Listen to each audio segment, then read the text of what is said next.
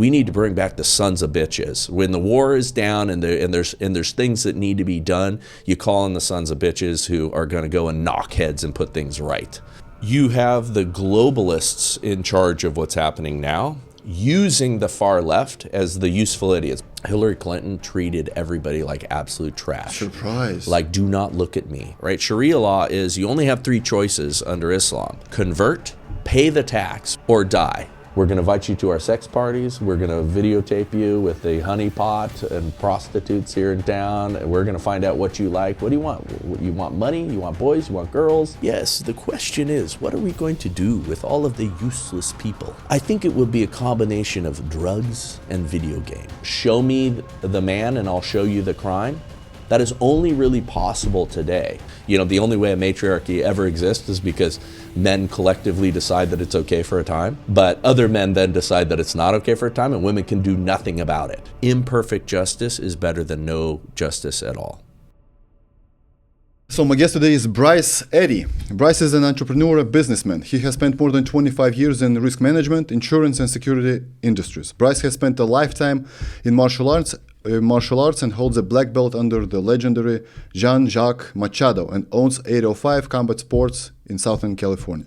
Bryce serves as a consultant for private security firms and partners with law enforcement agencies to train individuals, veterans, and LEO for work in the world of safety and security. He also sits on the board of one of the country's most prominent conservative political organizations and hosts a show on the Salem Podcast Network. Bryce is featured in the Border Battle docuseries and was embedded with the sheriff's departments for several operations during filming. He can speak directly to what they witnessed, including mass border crossings, cartel forward operating bases on U.S. soil, and human trafficking. Welcome to the show, Bryce. Hey, thank you for having me. Appreciate it.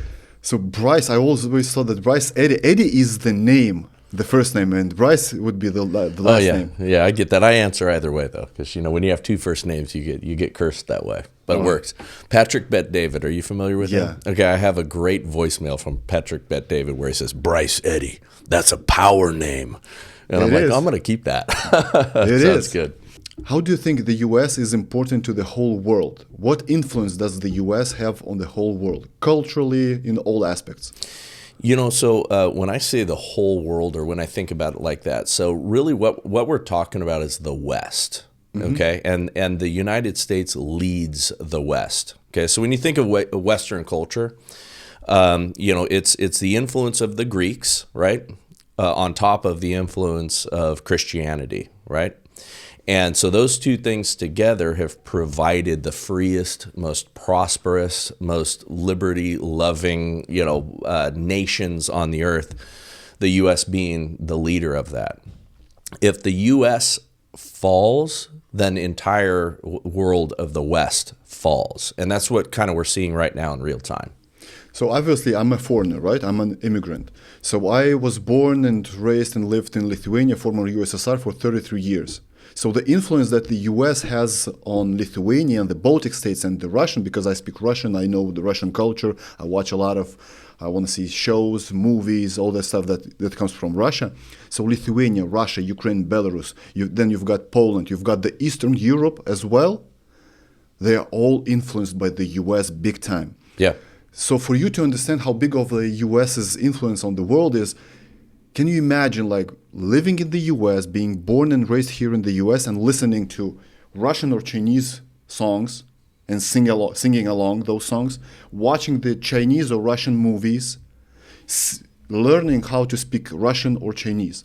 That's what it's like to live abroad the US. It doesn't matter whether it's Western Europe, Eastern Europe, whether it's even Russia, so the Kazakhstan, all those countries, they got a huge influence of the United States of America. Right. So today, I want to talk to you about the US, the internal stuff that is going on here in the US. Because just like you've mentioned before, if the US falls, it's like a dominoes. The UK, France, Germany, all those countries will fall for sure. So what happened on May 30th, yesterday, that's the history was made, right? Mm-hmm. Never ever before the former president of the United States has been convicted, and he He got 35 counts, 34. 34 counts, and the jury said that he is guilty on all 34 counts. Yeah.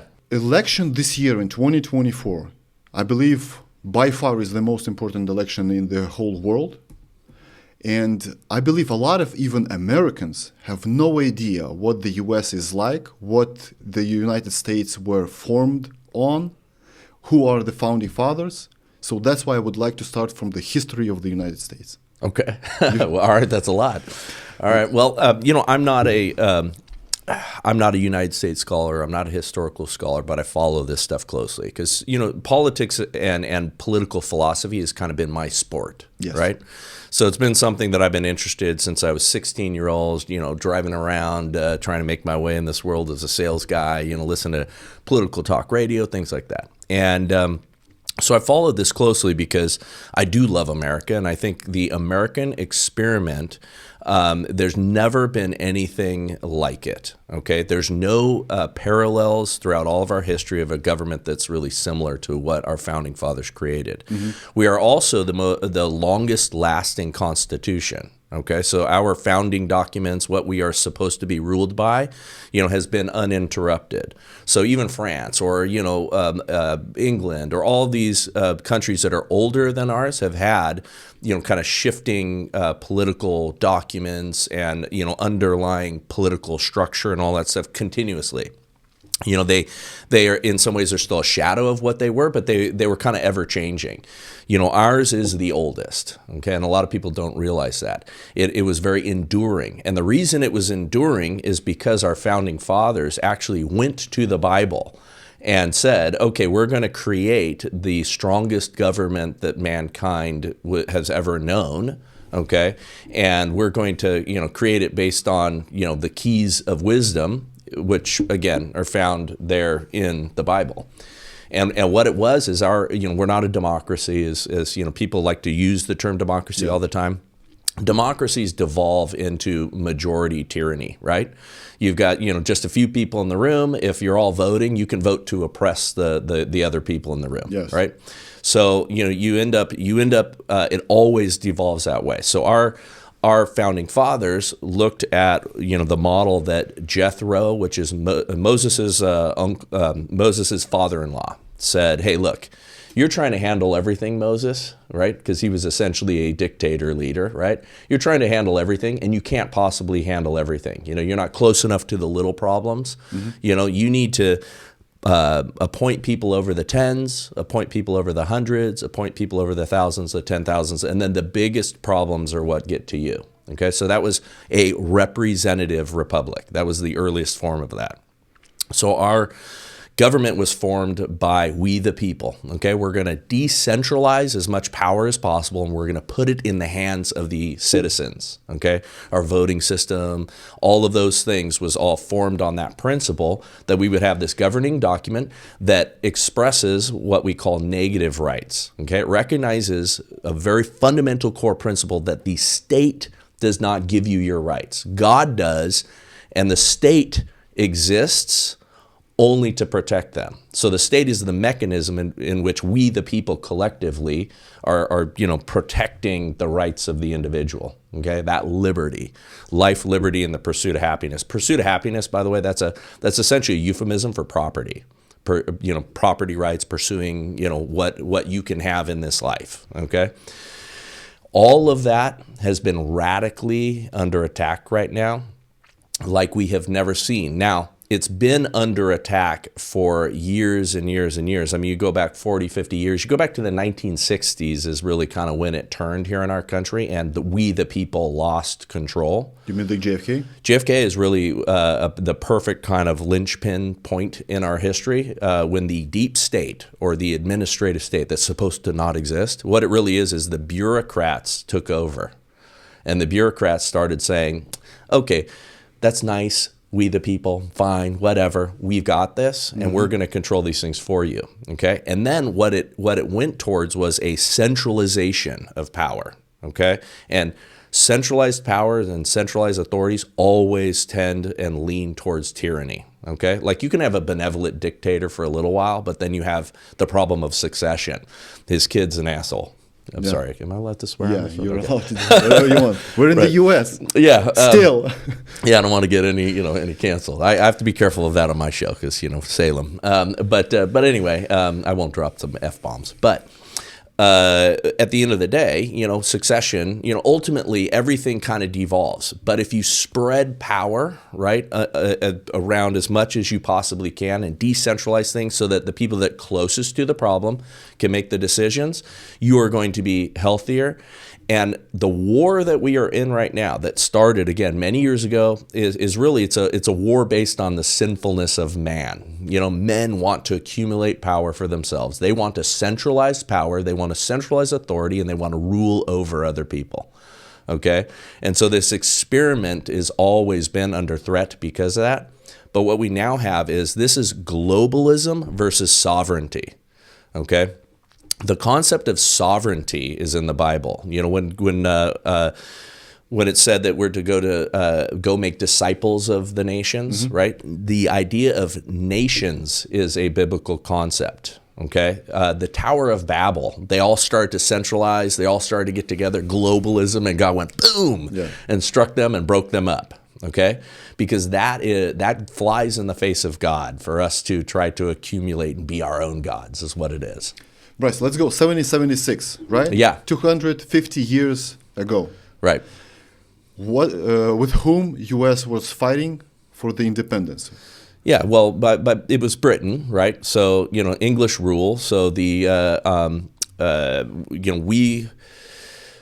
you heard taxation without representation, right? You heard that we were being ruled over. Okay, by a government that was not treating us well. We did not have a say in the government. Our founding fathers collectively got together and said, hey, this has to end. They pledged their fortunes and sacred honor to fight against the tyranny of the time. Okay, and there was genuine tyranny of the time. So. That's when you got the protests that they did, the tossing the tea in the harbor, all of those little things. That's what kicked it all off. Was we are going to be independent, and we together are going to form this nation under a bold constitution that puts God in the driver's seat. And yes, we are a Christian nation. And yes, we were founded on those principles. And anybody who tells you otherwise is only merely doing that because they do not like Christianity and they do not want to be ruled over by a God. Mm-hmm. But when you say so the people that lived in the 17th to 18th century that were Dutch, French, Brits, the same people, and they didn't like what the monarchs did right back from the Great Britain. Right. Then the war for the independence, 1776, you won. The United States were established. Yeah, we broke away. We were an anomaly because it had never existed before. Yes. The rule of the people ruling over themselves. Okay, and that's what I'll say right now. So you're seeing this battle that we're in right now is the same battle again. It's feudalism. Because that's what they really had, with the rule of the king. There was more freedom in Britain at the time than in most other places around the country. It was still a Western style government, but it was feudalism, and feudalism was like the ancient practices that have always exist. You've got the king or the authority, and then you have the slaves or the serfs. Right? That's what we're fighting against right now. We're not fighting against communism. We're not fighting against socialism. We're fighting against a globalist feudalism 2.0. That's what they're envisioning. That's why they've worked so hard to destroy the middle class here in the U.S. That's why they're doing this on a worldwide scale. Every government right now is being attacked by these same forces. Billionaire oligarchs and their political puppets trying to accumulate power unto themselves and then make us all slaves, pat us on the head, tell us to go about our daily lives.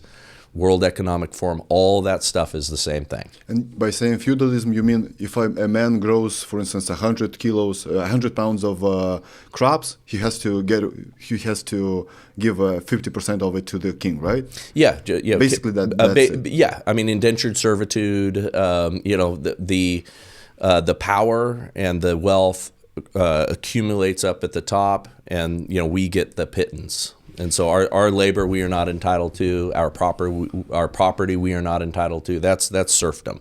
You'll owe nothing and you'll be happy. That's exactly right. That's exactly right. Yep.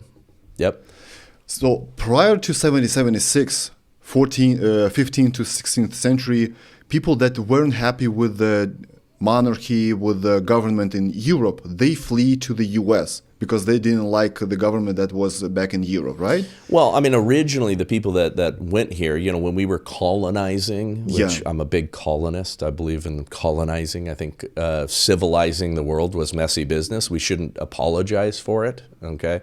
And I'm tired of listening to people apologize for it, even good-natured people. Oh yeah, well, some bad things happen. Okay, yes. When you're civilizing, when you're civilizing the world, it's not easy business.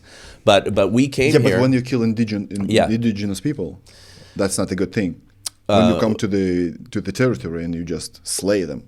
Well, but that's not exactly what happened. So there's a lot of fiction surrounding that. Number one, there's a lot of fiction with the idea of the Native Americans or indigenous peoples and all over the world as if they were super peaceful creatures, having a wonderful time, and then we came in and we disrupted their kumbaya. No, savagery between them existed. It was constant wars. It wasn't one group of indigenous people that, we came in and we gave them smallpox blankets and, we're the great evil.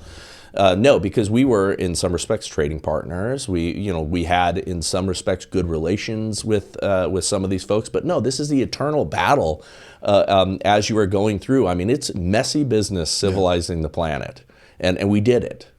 And again, we should not be apologizing for it.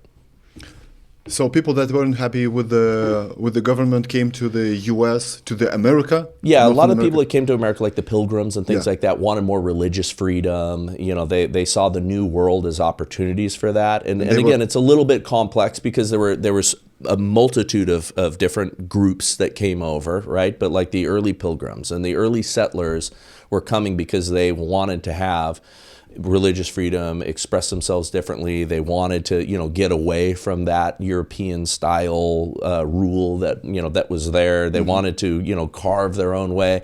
Part of the reason for our success too is think about what that is and the kind of personalities that it takes to go and adventure off to a new land. The American spirit at that time was very real. The people who immigrated here, even in the early days from other European nations after we were a settled country, it's that same thing. I'm gonna go and I'm gonna make something of myself in the new world. So that made us special. It was like the most competitive and hardy of us came here, and there's this thread of all kinds of different cultures in that. But we came here, we assimilated into it as Americans, right? We saw that there was this special thing. It never happened before like that, where we all came together. Yeah, we all came together. We became Americans, people from disparate backgrounds, different cultures, all kind of uniting under the idea that we're coming here to be Americans. And it was very, very special. And then we kind of upended that, and we stopped taking the best from cultures and bringing them together, and that whole melting pot, you're Italian, you're Irish, you're whatever, German, but we're coming together and we're sharing the best of our food together, and we're coming, but we're all American. Food, finances, business. Yeah, all of that. I mean, it was poetry. A beautiful thing. It was a beautiful experiment. I mean, that's why it was so successful. And again, that underlying, we the people are the government. We get to vote folks in. All of that sort of stuff was so unique, and it's diminished so much in its importance because we just don't think about what all that meant. Yeah, it was just another world, building everything from scratch the way you want it. Yeah, because you were fed up with the monarchs back in Europe. Yeah, and it was so corrupt. So when we talk religion, I wasn't a Christian even a year ago, because Lithuania is super Catholic, and every time I watch and listen to what the Pope says, and I've been listening to what popes say for 20 to 30 years, like, what are you talking about? You do not represent me. Right. And that's why people fled from Europe, because they were Christians, but they didn't want to follow. Some part of it didn't want to follow the popes. Yeah, no, we rules. wanted religious freedom, okay, but we were still a Christian nation. So and that's the thing, that like the separation of church and state, which of course doesn't exist in any of our founding documents. That's not a law or anything like that. But the idea was we were here able to express our individual or collective, Christian faiths, right, which varied, different denominations, different styles, different practices, different traditions, but we were all, pretty much united with that Christianity. Yes, some of our founding fathers were deists and, varying degrees, but we had that Christian underpinning to our founding. The separation of church and state, or that idea, was that we were not going to form the Church of America. Yeah. And that's really what that was about. No, you are free to practice, your own version of Christianity, and you're going to exist in this Christian nation. And oh, by the way, if you don't want to believe, you don't have to believe, right? So it wasn't a, forced conversion. It wasn't an Islamic style Vatican style. Convert, pay up or die, or Vatican style. You're going to be ruled by the papacy. I mean, that's not the idea. It's not an ecclesiocracy, which is where ruled by the priests or ruled by the church or ruled by the religious authorities. So basically, the United States 250 years ago was based on decentralization of everything. Yes. From religion to government. That's right. And now you are heading right into centralization. The bigger the government, the more the regulations, the more the policies, the taxes, all that stuff. That's right. So in the last 250 years, you went from being decentralized as much as you can, just to get law and order in this huge territory, to getting centralized, just like in China, I want to say, in Russia. Yeah, that's why we have, small local governments, city governments, to, county governments, to state governments, to all of that model was to create the balance of power. That's why we had the three branches of government. Now we have a fourth, which has been, very dangerous to us, but three branches of government, co-equal, having powers that kept each other in check. It was all of that was the idea. And then we eroded that, over time. I mean, even the Supreme Court should not be legislating from the bench, and yet there's instances where they have done that. President doesn't declare war, Congress does, right? And yet we've had, under executive authority, wars. They don't call them wars. Oh, it's a police action or whatever. But there's been all of these things that have eroded each, and I'm talking Republican and Democrat. I'm a registered Republican. Both parties suck. Both parties are corrupt. We have what we call the Uniparty, right? They've all collectively got together. They've fleeced the American populace of their cash. They've destroyed our economy over and over again. They've messed with our monetary system over and over again, all to accumulate power, because that's in the hearts of sinful men, right? But our founding fathers were brilliant in that they created a way to stave it off for a long time. But it always catches up to you. That's why nothing lasts forever that is made by men. So 1776, a century after the Independence War, the Civil War happened. Mm-hmm. I still believe there is a percentage of Americans that have no idea why. What was the purpose of that war, and who won, and what were the consequences of that war? Yeah, I mean, so it's interesting because Abraham Lincoln was a bit of an authoritarian, right? Now, he was our authoritarian in the sense that, like right now, we've got this world that we're living in where we're looking at the Biden regime, and we're looking at what's happening in our modern politics. We have an authoritarian regime in charge right now, right? We have authoritarians and tyrants in the White House now, and so there's only a few options, right? And I think it was one of my friends who I've had on my show, who I think is great, Kurt Schlichter, who writes about what it looks like to have, insurgencies and civil war in the modern times, and I think he does a great job doing that. But he said something along the lines of, there's three choices. we can return to the republic that our founding fathers envisioned, right? We can get back to that, and we can, you know, recreate that and rebuild that and get back to those fundamental founding principles, right? We can have our authoritarian in charge, or we can have their authoritarian in charge, okay? And no other options. said, no other options. He said, okay, number one, I'd prefer. Number two, I could live with. Number three, it means war. And now for him.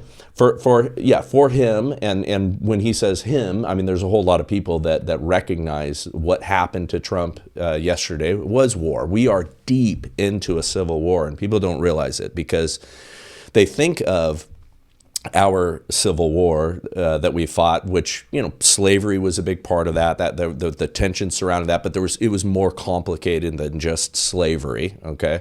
Although it gets simplified down to, you know, it was a war, you know, the Union versus the Confederates, all about slavery. That was only part. It was to hold together the United States, where you had disparate factions going their other way. Slavery was one of those linchpins. But we're in a civil war right now, but because there is generations of war, I'll explain it really quick. Generation one warfare is Sticks and stones. Braveheart.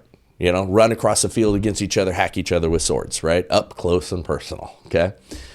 Generation two, rifling makes distance possible, right? You can lob projectiles at each other, right? You can fight over a greater distance. Still very ugly, right? 76. That's it. Yeah, Revolutionary War, Civil War. You know, that's Gen 2 war. Gen 3 war is like World War II. We can bomb factories, bomb supply lines, you know, disrupt things in a different way. There's spies, there's misinformation, you know, all those sort of things that happen. Propaganda. Propaganda. Generation 4 and Generation 5 war, that's taking all of that to the next level, attacking the enemy's ideals, lawfare, which is what we saw against Trump. All of those sort of things are what we are witnessing now. Cyber warfare, Cyber war, IT. You know, yeah, decentralized front. There's no clear front, right? It's pockets of this all over. It's, you know, worldwide. That's what we're in the midst of right now. Now, eventually, once you run out of, like with Donald Trump, they've attacked him on a character basis since the very beginning, right? They've character assassination, lawfare, you know, all of the cheating, just everything that they've done, the fake Russian hoax, you know, Russian collusion stories, the very fine people hoax, you know, trying to make him out like a racist, you know, all of those things over and over and over again. Because they don't just, you know, cap you in Dealey Plaza anymore until there's no other alternatives. And that's what I think we're coming up against now is actual, you know, they're going to try to, they now have him as a convicted felon. So all you're going to see over the coming months is every statement is going to be convicted felon, Donald Trump. Can America really vote for a convicted felon? Well, you're going to find out November 5th. Yeah. You're going to find out. Yeah. And so I think that's the game. They wanted to do that. They are terrified of what a Trump administration means now. Okay? These are people that cheated like crazy. These are people that you know, sent billions of dollars over to Ukraine and made themselves wealthy. These are, you know, again, we're talking the oligarchs. We're talking about the globalists. We're talking about their political puppets that have been doing all of this illegal stuff and getting away with it with impunity. And Trump did not do a good job cleaning out the swamp beforehand, because I think he underestimated and didn't understand this is not a business. Right? He didn't realize that you need 5,000 or 20,000 shock troops to you know, fall out of the sky into these management positions, start slashing people, firing people, changing, you know, changing budgets, you know, freezing funds for things, you know, getting rid of the snakes that are all throughout the government. You know, that takes a lot. He just assumed that they would be falling in line with his administration's mission. You know, it's not the way it works. Yeah, and the frontiers of this war, there are lots of them. The kids, the propaganda, the movies, the Performance-wise, I mean, music, politics, influencers, social media, mass media. There are lots of frontiers right now that we're battling this war at. Yes. Let's get back to a little bit to the history of the U.S. So the Constitution was written. Then there was a Bill of Rights, right, with all the amendments. Right Yes. now we hear every day First Amendment, Second Amendment, First Amendment, Second Amendment. Yes. Who wrote the Bill of Rights and why it was written after the Constitution was written? They didn't want to change the Constitution and add something to the Constitution. That's why they introduced the Bill of Rights. Yeah, and I mean the Bill of Rights is just further delineating what it all means, right? And they recognize, because I mean these guys are human beings, right? They were wise, they were really smart, but they debated back and forth. I mean it's really interesting if you do read the history of all the conversations that they had. They recorded all these things, and they wrote letters back and forth to each other discussing how do we do this? How do we preserve this thing?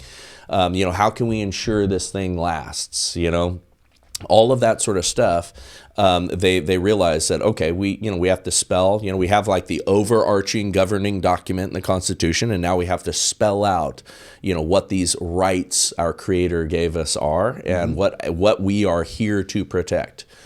Because it's stuff like unreasonable search and seizures, or our rights to which was, every single one of them right now is under attack. Every single right that we have has been under attack, especially after 2020.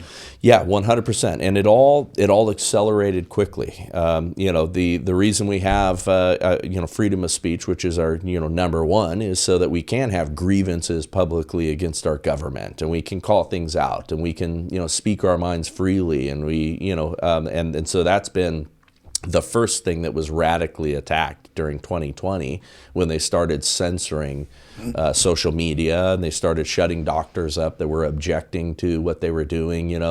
Only our experts are allowed to talk, not your experts, not experts that disagree with the government. We can't have that. That's misinformation or disinformation. So all those things. The Second Amendment is designed to protect all of the rest, right? The right to bear arms, which is, these dudes weren't, out hunting one day and said that, oh, we need to, make sure that we have hunting rifles. No, it was, they understood that a government goes to tyranny. It trends in that direction. And so arming the population is the way that you prevent the tyrants from overruling you. Yeah, but at the same time, you've got the modern warfare is what? Drones, yes, bombs, almost laser stuff. And, yeah. And the population has what? Guns, rifles? Yeah. Yeah, no, equal. I mean that's so the drones thing is the scariest thing, and I'm sure if you watch some of the new drone technology footage and watch them just fly over people and drop a bomb on them, that's crazy. And you have drones that now just are bombs themselves that just zzz, boom, they can recognize the face. And that, yep, facial like recognition, and just they deliver a mini bomb right to your forehead. That's what it's Ukrainians amazing. do to the Russians. Yeah, they attack every single day with dozens of them. Yeah, I was amazed. Like drones can reach the Kremlin. It was for the first time. It was, I want to say 2020. I was like, this is a war declaration. Like Kremlin. Yeah, just drones, and they cost nothing. Yeah, but don't underestimate an insurgency with just rifles and handguns. Let's take, for example, the situation that happened in Canada in 2020 with the truckers. Mm-hmm. You don't have to kill your own population. You have to freeze their funds. Yeah. No cash. The most terrifying thing to me, there's several that are on the list, right, that are ways that they can fight against us, is number one, the central bank digital currency. So you've probably heard them talking about this for a little while, but digital coins, right? And I don't mean Bitcoin. I mean government-controlled digital tokens, okay, that represent our money and our wealth. The central bank digital currency, which they are arguing needs to come in for ease of transactions and smooth, economic, exchanges between banks, to fight the human traffic. Like don't forget it. Yes, to prevent fraud and to prevent, climate change issues. Sure. I mean, all this sort of stuff, right? But what they really want to do is control you. There was this martial artist in China. a mixed martial arts guy that was going around and challenging all of these like traditional Chinese martial artists, like kung fu guys and stuff, and he beat them all up. Okay, and China did not take kindly to him embarrassing their traditional folks like that. So the Chinese Communist Party squashed him using their central bank digital currency and just put a thumb on him. So, and there's a video of him crying in apology because what happened was he couldn't buy food from vending machines. He couldn't go on the fast trains, and he couldn't travel, and he couldn't, like, all of the little things that they just made his life every second, made his life miserable. So he just couldn't function in society. And it was just to punish him. They will do that to us. They will do that to us as Christians. They will do that to us as political outsiders. If you are not on the inside, if you're the out crowd, all they have to do is say that your transactions, your coin does not work for these transactions. You cannot buy this stuff. You cannot go here. You cannot travel outside. You cannot buy gas or charge up your car. All of those sort of things. It's super easy for them to do that. They just flip a switch. Because every transaction now on a credit card, it's got a code. It's got a very detailed code of what exactly you're buying. You're already monitored now, and they can do this to a certain extent, but they can't do it with impunity. But that's Marxism 101. So, for instance, let's talk climate change. They say cows burp a lot. That causes climate change. Yeah. So they say they have CBDC, central bank digital currency, and they say, listen, you can't buy beef, but you can buy insect protein. Yes, exactly. No, you've eaten too much steak this month. You've eaten too much real food this month. Your testosterone is too high. Yeah, we need to dial you back. Yeah, and that is what they are talking about already. Remember, they don't.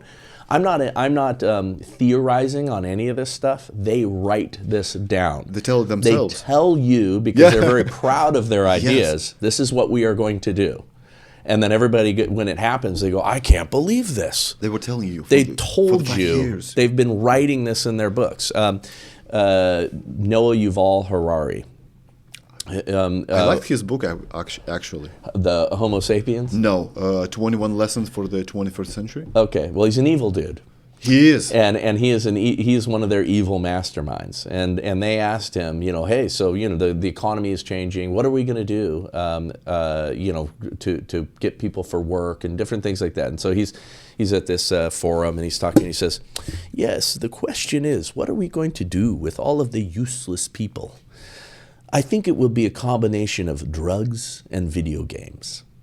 And that's what they envision. They want us to be avatars inside the Matrix. They're going to pay you UBI. Yep. Here's a bare minimum subsistence. We'll feed you, and you can, sit on your computer and we'll give you drugs. And that is really what they envision, the useless people. Because, we're going to have AI doing most of these jobs and automated trucks for trucking and, all of those things they're moving towards. So in that book that I mentioned of Harari, he said in the book called 21 Lessons for the 21st Century. Mm-hmm. So one of the chapters was why you should give up all your info to the social media, because there is a huge advantage to this. For instance, you go on Facebook, Instagram, or X, and you see only the ads that are relatable to you. Mm-hmm. You don't see any crap. Yeah. That's why you should go as much info as you can to the social media companies. Yeah, give it all to us. And he's selling very, very good this whole idea. Well, we voluntarily did so much of that stuff anyway. Out of convenience. I'm guilty of it in a bunch of ways I've thought. Yeah, I thought later on, wait, maybe this is not a good idea. Like I did the 23andMe thing. Now the Chinese can we're going to take Bryce out specifically. Oh, we got his DNA. It's owned by our enemies. All of that sort of stuff. But, back then, I want to see what my genetic risks are. Oh, wow, this is cool, naive. So right now we hear every single day, left and right. I want to dig a little bit deeper with you. What is truly left, what is right from the history perspective. Let's draw a line, right? Let's just take this note and let's draw a line. So right here is left. Right here is right, obviously. Yeah. So on the far left, what's on the far left? Well, communism? So that doesn't work. The straight line does not work. It's more of a horseshoe. Okay? So the horseshoe, yeah, if we're doing collide? it at the top, okay, of this horseshoe, if one is left and one is right, at the top of that horseshoe, it's all fascism. It's all tyranny. It's all authoritative control. Yes. So I get all the time. People say, okay, well, the far right, and then I go, okay, what is far right to you? So they'll complain, and I'm talking well-meaning people, like friends of mine, that we're having a good there's problems on the left and right. Yes, obviously that is true, right? But they'll bag on the left, and they'll go, the left, this. But the far right has its problems. Okay, well, what is far right? And I would ask you that. What would you consider far right?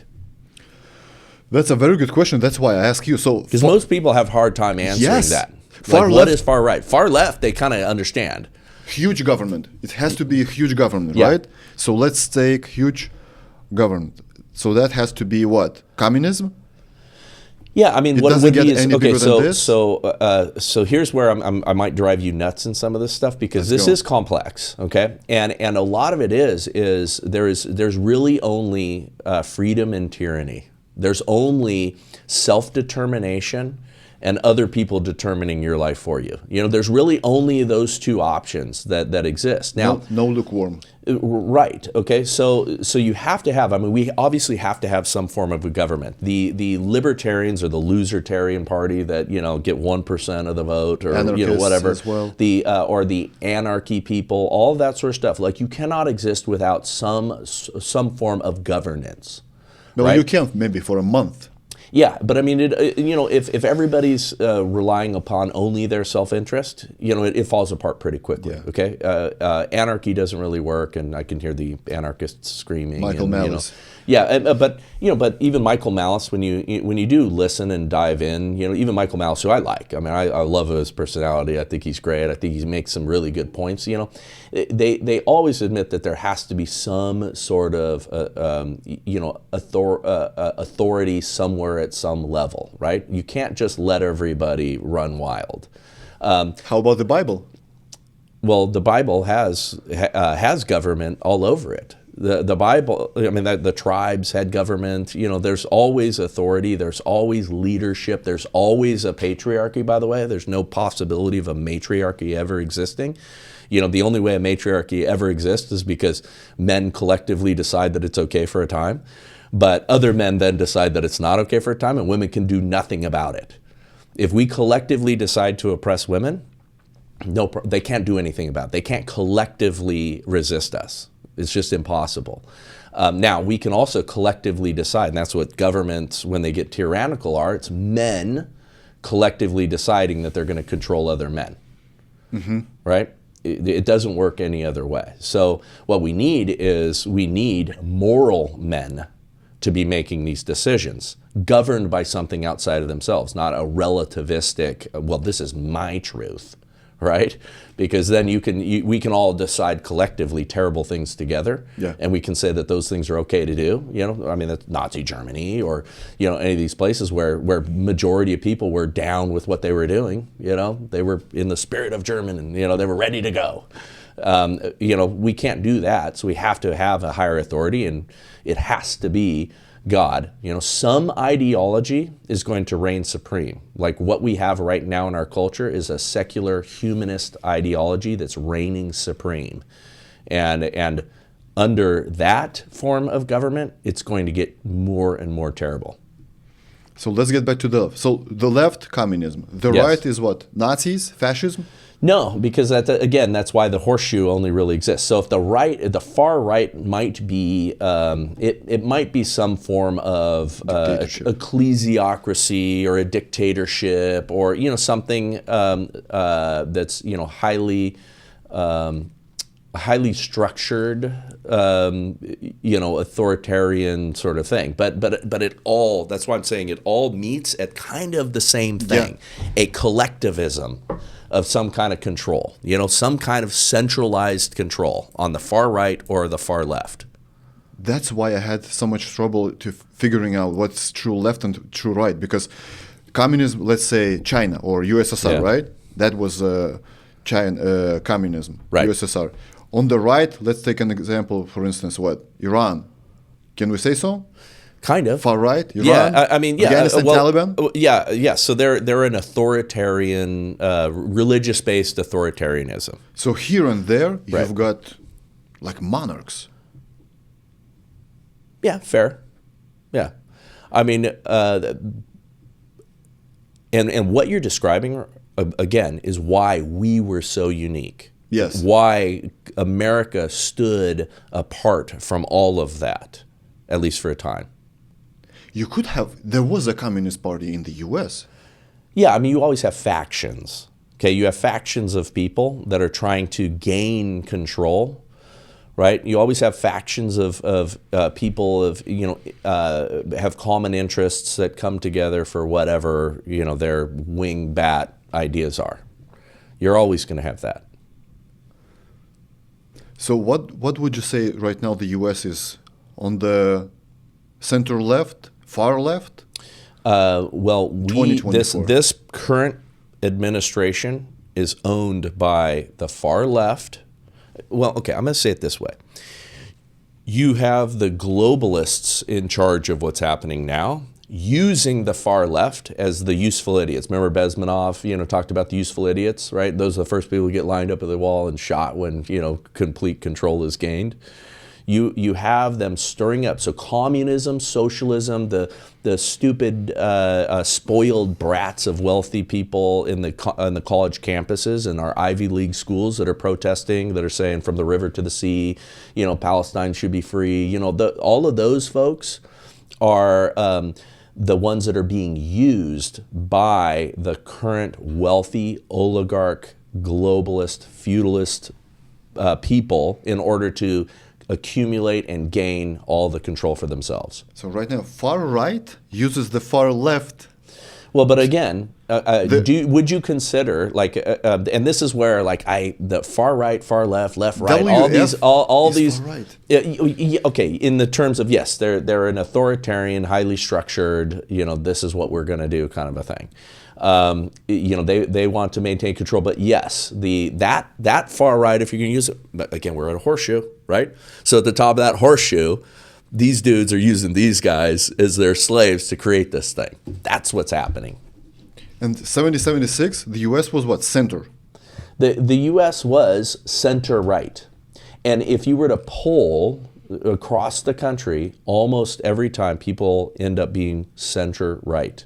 Consistently in every poll, center right, across all of the different questions that always get answered, we tend to be center right. Less government, smaller government, more freedom. Yes, we tend to lean towards that always.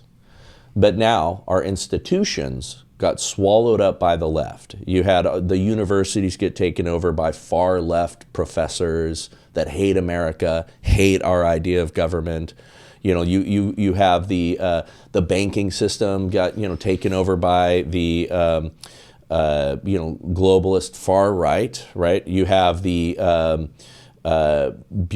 bureaucrats are largely on the left. The media, all of the real power, the levers of power in this country have been almost uniformly swallowed up by either those globalist types or the far left. So in the US right now we have two parties, so Democrats and Republicans. Yeah. You can be a libertarian, you can be independent, you can have your delegates, you can have your candidates. But you'll never win anything. How did this happen? So Lithuania is 2.5 million population, maybe 2.7 million. At this moment, in 2024, guess how many parties does Lithuania have? I'm going to guess dozens. It's more of a parliamentary style system? 24 parties. Okay. 2.5 million, 24 parties. Yeah. 300 million, even more with the immigrants, I want to say 350 million, Yeah. 2 parties only. Yeah. How did this happen? Well, okay, historically? so it's historically, I'm probably not going to be able to tell you because I don't know the finer points of like how that. I mean, I know why it was designed for us to have. But there was a Whig party. Yeah, so for a brief time, we had parties that sort of rose in prominence a little bit, but because we're winner take all, and because of the way that our Congress is structured, there's a bunch of different things that really don't leave room for effective third parties. So when people are saying, like right now, like never before, because of the Uniparty, people are saying we need a third party, right? The Green Party's not going to do it. The Losertarians aren't going to do it. I mean, they just picked a leftist. A leftist to be the candidate for the libertarians. And that's why I've always said that the libertarian, they go so far sometimes in the libertarian direction that they end up being left. I mean, it's such a funny kind of a deal. Open gay, climate change advocate. Yeah. Children propaganda, all for that. But I do not understand what makes them think that he's even libertarian. He's not. He's just a left. Yeah. Yeah, and far left. Yeah, it's pretty wild. But the Mises caucus, which are like the Ron Paul type libertarian guys, they've all pretty much come out and said that they're voting for Trump now. They're like, we got no choice, and I'm glad. I weighed in on the comic Dave Smith. I think that's his name, right? Yeah. That's a big libertarian guy. Yeah. He's the one that said, yeah, I guess we're voting for Trump now. Yeah. But a guy like him needs to come into the Republican Party and join forces with a guy like me and join forces with a guy like Charlie Kirk and all these people that recognize that the Republican Party, just most of it's the establishment Uniparty style people, and we need to move the party, we need to move the GOP back towards founding principles. And we have a two-party system. The left, or the liberal party, the Democrats, right, the more traditional liberals, which we can get along. I mean, honestly, if you were to look at me in a liberal, yeah, we're probably going to agree on about 70% of things, right? They might have different styles or different smaller ideas. government, more freedom. Okay, hey, we believe that the state should have a heavier hand in the welfare system, and we got to take care of the poor like this. Where I believe that it's individually up to us to be caring for the poor. Like I think that's what churches and charities and all that stuff are to do. Don't steal from me, your neighbor, and give it to a poor person and say that you're doing good. No, it's voluntary out of my heart to do these things. And yes, we need to have some social programs, but they go too far on those things. But their heart is in the same place as mine, that we need to care for the poor, right? And by the way, there's Christian commands there. Yes. Okay. So that's a good thing, but we're arguing we might all identify the same problems that our government has, but we might have different solutions. We can be friends. We can go out and have a beer, okay? Or for them, it's probably some kind of alcoholic soda that's oat milk latte that tastes like a flower farted in it or something, But we're going to drink whiskey on my side of the table. No, that's definitely not the true Dems. Those are liberals, not the Democrats, not the JFK Democrats for sure. No, that is true. That is true. I just like to tease people about their White Claws. But the U.S. used to switch, right? Two terms, two Democrats, two Republican terms, one Democrat, one Republican term. Yeah, switching. It kind of bounced back and forth, right? You would have a Republican, government in for a little while. People would get irritated, and then they'd throw it back to the Democrats, and then they'd get irritated, and they throw it back, and you kind of bounce back and forth because it was sort of this narrow band of left and right, liberal, conservative. That was healthier. You kind of kept the middle going because there were some parameters that you kind of bounced against these bumpers. And you didn't hate each other. No, you had fights on the floor of the house, and and back in the early days they did have some fist fights. I think those were the better days when a knuckle sandwich could be delivered. A steady part of a diet. I think we were more civilized. When would you say everything changed and you saw the Uniparty? Again, the 1960s. Okay, so the 1960s is when we say when we saw the bureaucrats and the establishment take over. Okay, and then we had this fourth branch of government, which are the regulators. Okay, we have by best estimate on Google, you cannot find how many laws we have in the United States, right? I mean, it is really hard to like Google that, and it'll be like, well, right, because it's unknowable. It's unknowable because we have millions of laws if you count regulations. So we have all these things that are not really laws, but they can still shut your business down. They can still destroy you. Our founding fathers had this concept that you as a citizen need to know the law. Okay? It's unknowable now. That's why we have a situation like we just had with Trump. I'm sure you're familiar, or maybe you aren't. We're going to cover that later. With the idea of show me the man and I'll show you the crime. That is only really possible today. Because every day you're committing a felony or a misdemeanor just walking around in life. And if they want to go after you, upon they those can. policies. On anything. I mean, like just walking around in life, we could find, like if we wanted to go after you, that's 100%. we could put you in jail. Yeah. And that's not how this should be. So 1960s, JFK got killed. Yeah. Then Lyndon Johnson. So he's a deep He state. got killed because he did not want to be involved in the Vietnam War. Yeah. He got killed by the war military-industrial complex and the intelligence services. He was going to disband the CIA. He was going to cast it to the winds, according to his quote. He saw that it was improperly involved here domestically. It had gotten mission creep. It had gotten off of its original charter.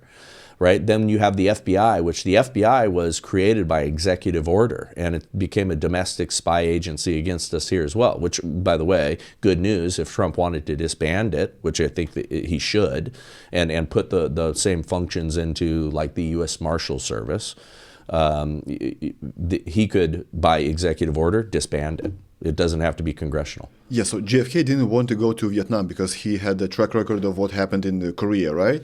Yeah, and he saw, that it was not a healthy and proper war, and it was, I mean, we were losing. We were going to lose. It was not a good thing for our government, and we don't need to be doing those kinds of actions all over the earth. But the reason number one is why U.S. got involved in Korea is because of the communists, right? Yeah. U.S. was afraid that communists going to take over the Asia. Yeah. You got already China's revolution, right. The communists, USSR, and Korea, then Vietnam because of communists as well. Yes. Then you've got Burma, Myanmar, all those countries. Yeah. So you were afraid that it's going to take over the Asia, and then it can take over the world. Well, it can't. It can for a time. So I'm a non-interventionist. Okay. Now, I'm a mostly non-interventionist because there are times when we are called as men to go and fight on someone's behalf, and a sovereign nation from time to time is called by God or called by the circumstances, whatever you want to call it, that we have to go and we have to do some hard things, right? World War II, things like that. There were times in which, we had to step in, let's say, right? Great, egregious things happening around the world. But what we did was we used it to enrich us. We used it to enrich, and by us, I mean like our war machine. By us, I mean people who wanted to get wealthy on the backs of other countries and use it as money laundering and all that sort of stuff, right? But if we built ourselves to continue to be very strong and doubling down on our sovereignty, right? We have so many resources. This is the most resource-rich continent in the world, right? We could do so much here. Maybe Russia is more resource-based. Rich. It's missing some things like agriculture and stuff like that are concentrated, like maybe in the Ukraine and things like that. But we, because it's further north in the way, like there's some things that are missing there. That's not. I'm going to stop there because that's not my area of expertise. Some kind of metals. Yeah. But we had and have everything that we need here to be a very strong sovereign nation, and us and our close trading partners on the continent, right? And so communism unwinds. The communists always starve. Okay? Over time, let God's judgment happen upon them for going down these unprincipled, idiotic paths. For us to have been so deeply invested in the idea that we were going to be the world police and we were going to ensure our safety by preventing that. The USSR fell because of bad principles. That's why I think we don't need to be as heavy of we should not invest as heavy as we have been in fighting wars and policing the world. So you say the deep state was created some kind of in 1960s. JFK, Vietnam War, then Nixon. That was a precedent as well. Nixon was taken out. Yes. By the deep state. The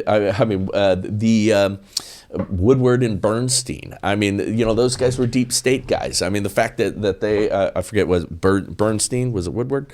I forget which one, but he was a FBI deep stater. And all of a sudden he shifts to be a Pulitzer Prize winning writer.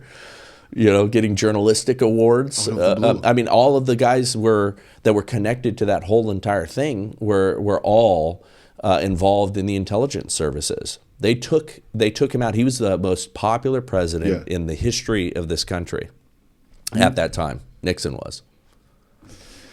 But then 1980s, for 2 terms, there was Reagan. Yeah. That's a deep state as well. I'm not a big Reagan fan.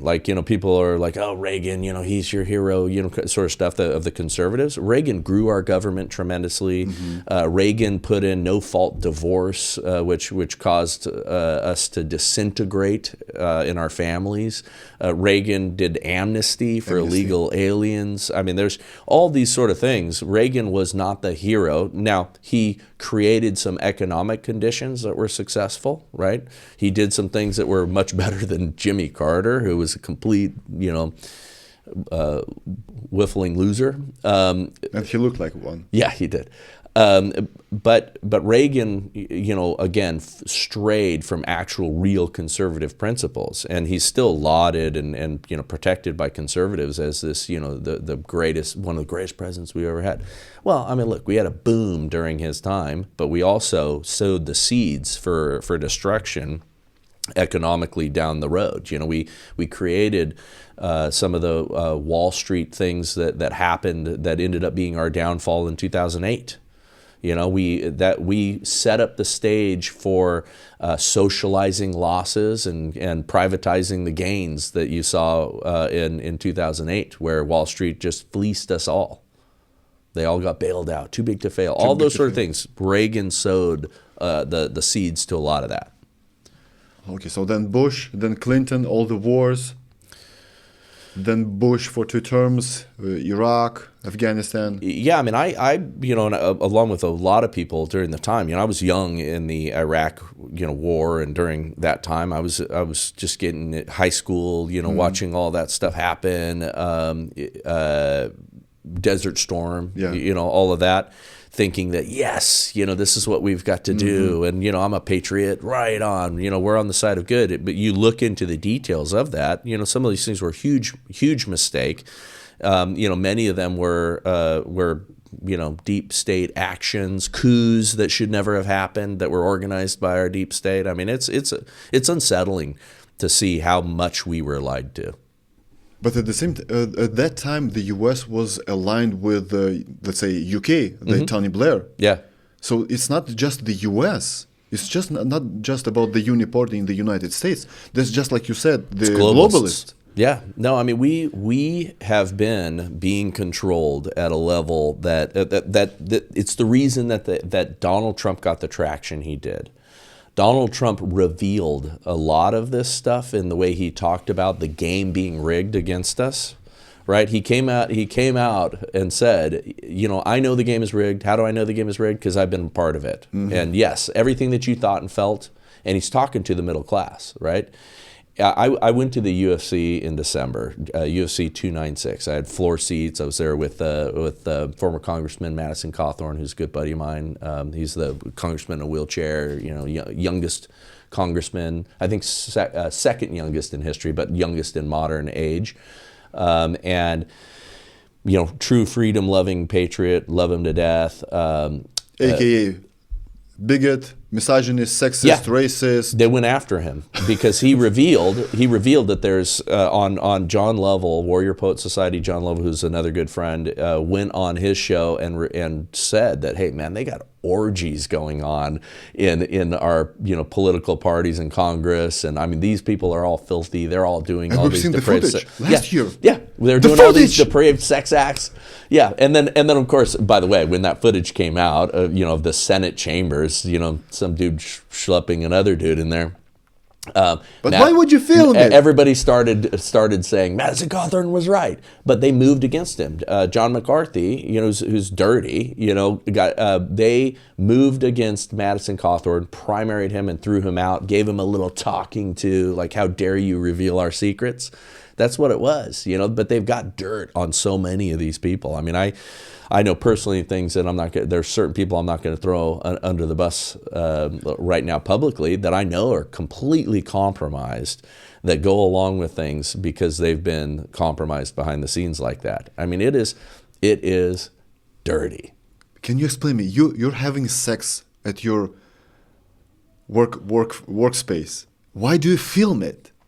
Dude, this is Roman times, man. I mean, this is sex. Yeah, no, because that for the depraved, that is the thrill. The thrill is not just the act. The thrill is all of the depravity and recording it. That's why, by the way, that's why they write down the evil things that they are going to do to us. That's why that's why none of these things. Remember, Alex Jones was interviewed, I think, on Tucker Carlson. And Tucker Carlson was like, you're like a prophet. He goes, no, I just read what they write. Yeah. It's that same spirit. We want to record it. We want to show it. We want to do this all in your faces, and that's part of the thrill. Then why are they upset when the tape comes out that you're having sex? Yeah. Depravity. Okay, Bush, 2008. When do you think the United States citizen, they started to hate each other? Yeah. When was that? Barack Obama. How so? The guy is African American. Yes. He was supposed to bring you all together. He was supposed to end the racism. And every time I read the news, I read someone's opinion, they say the same thing. We were never as divided. Yeah. As when Obama came in. We're recording this in the San Fernando Valley. I grew up here just up the street, right? I was born in Philadelphia, came here when we were 7 or 8, whatever it was. Me and my family, my dad was originally from here. And we settled up in Chatsworth. I knew no racism. Now, what I mean by that, obviously, I'm, generic white dude, right? German, Viking, English.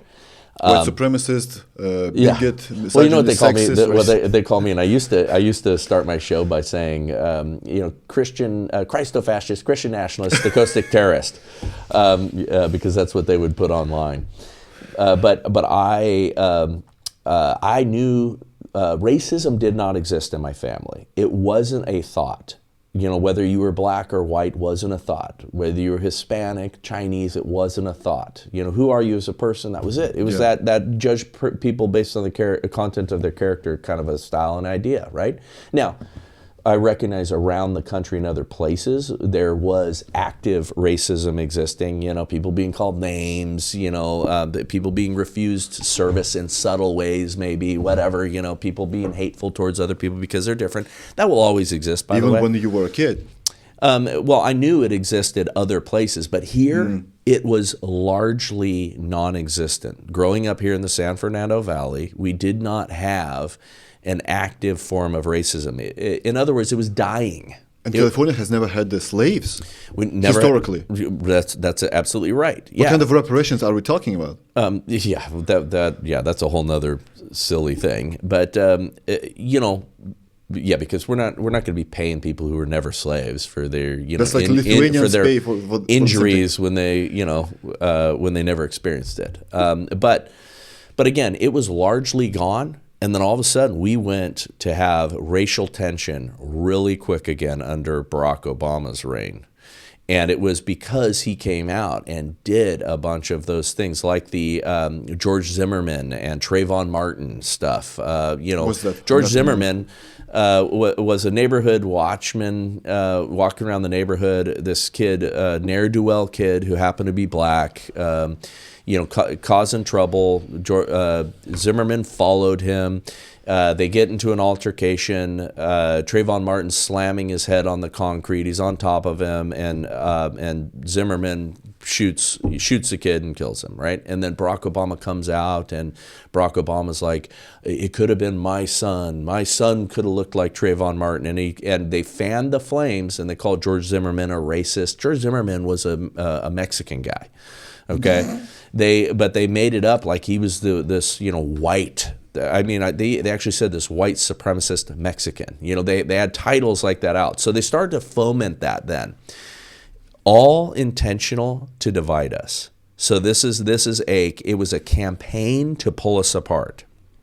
Because what they started during the Obama administration, and again, all of the seeds of this were sowed many years ago, but they want to break it so that they can remake it in their own image. So that's what all of this stuff has been about, dividing us, letting crime go wild, emptying out our prisons onto the streets. Prop 47 here in California that took a bunch of things that were felonies down to misdemeanors. They put that $950 price tag on shoplifting. All of those sort of things came in for anarcho-tyranny. So anarcho-tyranny, where you prosecute the good people, you let the bad people slide, you create conditions of crime and chaos, and then you pick up the pieces later, but under your authority, right, under this tyrannical regime, because people will eventually trade their freedom for perceived security. And that's what happened in 2020 with all of the lockdowns and stuff. Oh, you guys are scared. You guys need to stay in your home. We're going to put in a fake martial law kind of a thing to make you safe. Oh, yes, sir. Okay, we'll do that. And I was on the same page with them. I even told my audience, I was doing live events, and I was telling my audience the same thing, stay at home. But when I saw that they say, stay at home, but they party, yeah, it's like, but it's so dangerous. Gavin Newsom at the French Laundry. Yeah. So it's not that dangerous anymore, right? If it really was dangerous, okay, I mean, just, follow the logic here. If this was really going to kill every third person, kind of a thing, which, hey, I give everybody 2 weeks of amnesty, right? Or maybe a month I give them to look around and go, wait a second, bodies aren't stacking up in the streets. The hospitals were empty. They weren't filled. But they were saying that they were stacking up lying. the bodies. They were lying, yes. And they created disruptions and things like that also made it seem like that, right? Because if you shut down mortuaries, if you disrupt supply chains and you can't get certain things to, do what you need to do, they can create the appearance of that stuff. And they did that in some ways. But we all saw with our own eyes, we had in our own families, oh yeah, I got sick for a few days, I had COVID, it was terrible, and I'm over it now. We saw that over and over again. It got the people who had comorbidities, the very weak, that's like a flu or anything else. You have that. You have pandemics happen. Those things exist, but they pushed us hard, created fear, and they divided us. And then they divided us, and then they took away freedoms under the idea that they're providing us security and safety. So their main idea is to divide us, to cause chaos. But do they think that they can stop it? They can control it? They can't. No, I mean, that's where their hubris comes in. They are arrogant, so they believe that they can, right? And to a certain extent, it's possible, right? And we've seen a lot of that. Like, if we did not have guns in this country, they would be able to do. This is why the Second Amendment is important. But you don't have a gun. For instance, they say you can have a gun. Oh, but cartel members, yeah, the gang members, they have for sure. a lot of ammo. Oh, for sure, yeah. Yeah, no, again, that's that anarcho-tyranny. The criminals will have those resources, but the law-abiding citizens won't. So then we're at the mercy of our governors. We're at the mercy of our rulers. We're at the mercy of the state. And that's what we saw during this time. And a lot of people, thankfully, started waking up and not playing ball. I mean, our church stayed open. Our church got fined. We fought the government and won. Here in Cali? Here in California, just up the street in Newbury Park, California. Godspeak Church. Rob McCoy, made expressly for this time. That guy was gifted and designed for times such as these, and he stayed open bravely, super courageously. Damn the torpedoes, whatever comes my way, I'll go to jail. And we had, John MacArthur and a few others, did the same thing afterwards. But we stayed open and we resisted and we were willing to be arrested. They can't stand that. They don't want those people. Bryce, I'm still shocked that there are a lot of people that can't see the truth. For instance, when they told you that the virus is so dangerous you can't go outside, right? Right. It's too dangerous for you to go outside. It's too dangerous for you to go to the cinema theaters, gym. Anyway, they blocked the trails around our neighborhood, and they put little stanchions to block it, that you couldn't walk our trails. Every time I saw those, and I was not alone because they'd always be in the bushes, we would take them and sling them off the side of the mountain. Yeah, but at the same time, liquor stores were open. Yeah, strip clubs too. You can't go to a church, but you can go to a strip club. Yeah. Do they own those strip clubs? Well, but she was wearing a mask.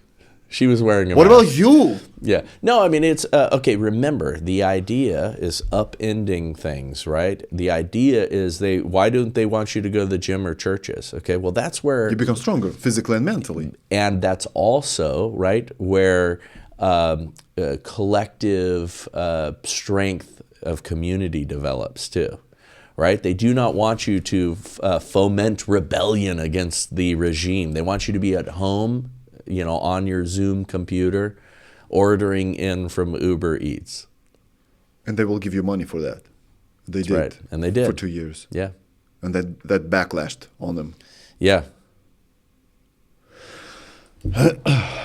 Okay, so Obama, then of course, surprise, surprise, Trump, now Joe Biden. Let's go elections. What does it mean to be a registered voter? You told me that you're a registered Republican. What does it mean? Because in Lithuania, you get a ballot by your mail. You take the ballot, you take your ID, you go to a school, for instance. Mm-hmm. You show the ballot, you show your ID, you go to this cabin, you vote, and you're gone. Well, there must not be any black people in Lithuania, because I understand that they can't get IDs. So we can't allow that here, because they're not able to get IDs according to the left. How? How do they exist? Yeah. What about bank accounts, driver's license? Well, we all know that is absolute absurd. We know that is a foolish notion. We know that that's also actually real racism for them to even suggest that, right?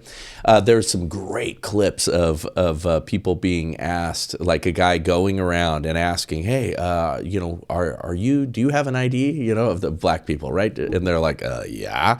Where's the DMV? Oh, it's over here. You need to go turn left on, Main Street. Well, just showing the absurdity of this whole group of people. They don't have a voice, Bryce, because they are unable to get IDs and they're unable to function in society. And they don't know what a computer is. Yeah. Now, if that's the case, by the way, of either right or left, let's say the hillbillies in Appalachia, and I'm sorry, hillbillies, I love you guys, but let's say it's the poor of the poor. Okay, if you cannot basically function in society, you should not be voting.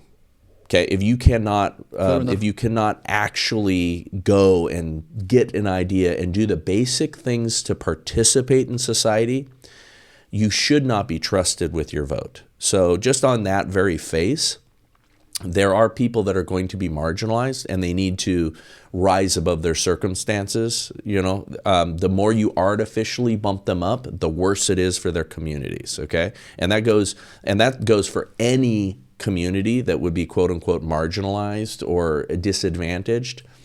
what happens is they over time, like think about the Irish. Okay, so the Irish were bottom dwellers in our society when they first came here, escaping the potato famine. They were many of them were indentured servants when they came over here. They were mocked, reviled, diminished, hated on as an entire ethnic group. Okay. But because of their skin color, for whatever reason, they skipped what they did to black people, which is they marginalized them even further, suggested that they can't rise above their circumstances. They had this like open racism of low expectations, right? And they did that to black people. They didn't do it to Irish people. So Irish people over time, you had a person break out of that community and learn to read and develop a business and get after it in the ways that they needed to. And then their family and their descendants became stronger. And all of a sudden the community grew stronger and stronger and stronger. The black community used to have Black Wall Street, their own banks. Prior to the Civil Rights Act, they had a much stronger community. But what happened was they traded the Civil Rights Act, and then they traded them for another form of slavery. And they helped them to essentially neuter themselves. What should have happened is they should have been allowed to rise, fight, claw, tooth, and nail up in our societal rungs. And then all of a sudden, they would have been able to negotiate. What's the Civil Rights Act? When they ended all of the active racial laws in our countray. Okay, so they, like you couldn't drink at the drinking fountain, whites only bathrooms, all those sort of things that were completely institutionalized systemic racism, right? Which they like to argue that we still have, but we don't have it. Okay, we do not have laws on the books that are racist, except for against white people, like affirmative action and things like that. But what happened was they traded one form of slavery for another, and they got them married to the welfare state. They wrecked their intact families. Used to be, they had very, very strong families. The Democrats destroyed that, incentivizing them to marry the state so that the women remained single moms. It wrecked the black community. And what they should have done is stay strong, develop their own community, kick butt, get to a point where they're negotiating from strength. That's what was kind of the historical thing for any culture that came in on the bottom, rose. And you saw it with boxing. What's interesting is there used to be Jewish boxers because they were at the bottom. You see them rise through the ranks of just fighting, literally fighting their way up in society. And then once they're on top, then they can negotiate. Then they own economic freedom of their own. So they're saying that no ID is required because black people can get their IDs. That's the argument.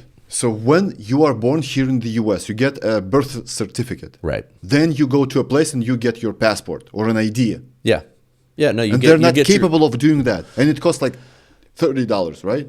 I just got my driver license, $45. Well, you can get an ID that's not even a driver's license, which is even easier. So driver's license, you have to learn how to drive. Right. So the idea is absurd. The idea is only to keep fraud open. You're illegal. That's why you can't get an ID because you don't have a visa. Right.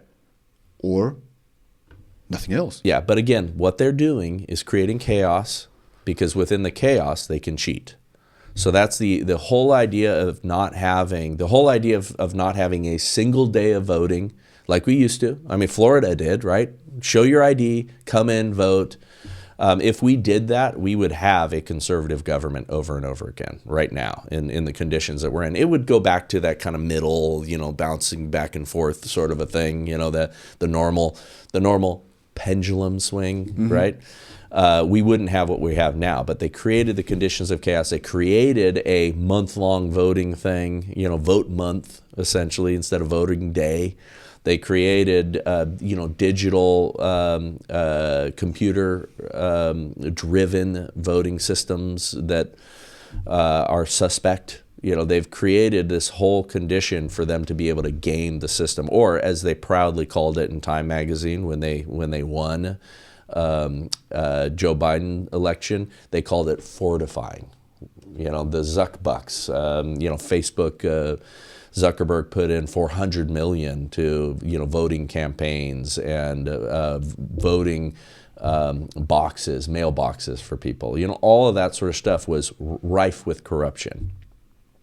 So what does it mean to be a registered voter?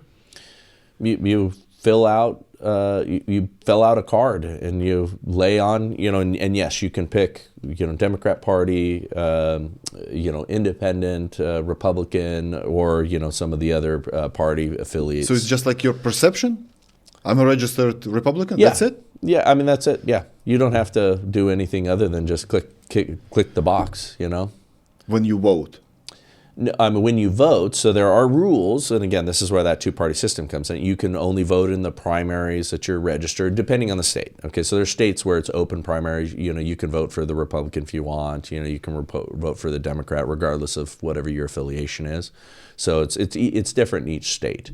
But yeah, you just hey, I want this guy. So Constitution says only U.S. Citizen can vote. Correct. No other way. Correct, but they are dismantling that because the states, right? There's all kinds of funny rules that are being put in play right now, and then when you don't have IDs and you can register people without IDs, and you can have when everything's loose like that, they right now are importing a massive number of immigrants that they believe will vote the way of the left. They're going to vote for the Democrats because we're giving you stuff, right? They've got bus loads full of people. Just here up in Castaic the other day, a friend of mine, and they videoed it and laid it out that they were dropping off illegal immigrants coming up.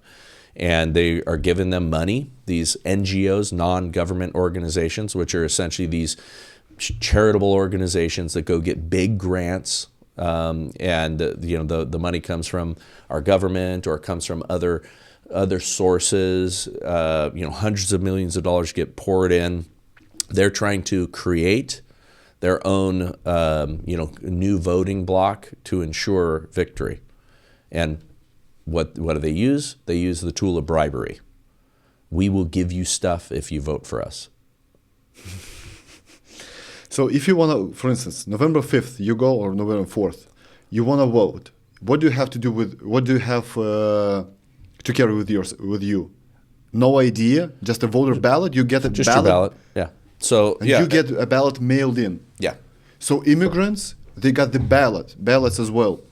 Yeah. Though they're not U.S. citizens. Yeah, so you remember, well, no, okay, so they're not supposed to, right? Of course. Okay, right, but they do, and there's all kinds of ways. I mean, it was shown people getting multiple ballots, people getting, there's all kinds of loose fraud happening, all over the place, and you're not allowed to say that it was rigged. You're not allowed to say that they cheated.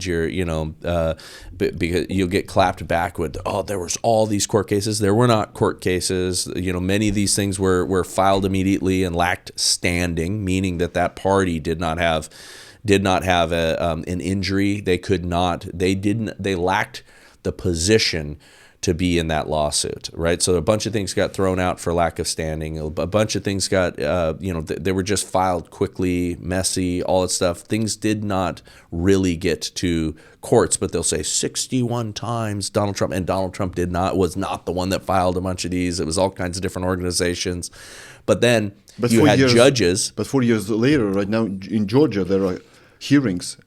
Oh, yeah. I mean, remember, a legitimate fraud has been in evidence. Legitimate things have come out, right? The people will argue against like 2,000 Mules, if you're familiar with Dinesh D'Souza's movie where he showed all the videotapes and the satellite, so I'm trying to blank, but the satellite record of where people were at, the GPS, sorry. GPS footage of people visiting the boxes over and over again based on their phones. You know, that phone data was available for advertisers, right? They ordered that. They showed all of these people around these polling places go time and time again, back and forth to the planes. Then they grabbed the publicly available cameras and showed people stuffing the ballots, 10, 15, 20 ballots, throwing them in, stuffing them in, white gloves on, throw the gloves in the trash. That's Russia. Exactly. Yeah. That's what's happening in Russia. Yeah. And then what? Everything's And then this is the trick that is played on us.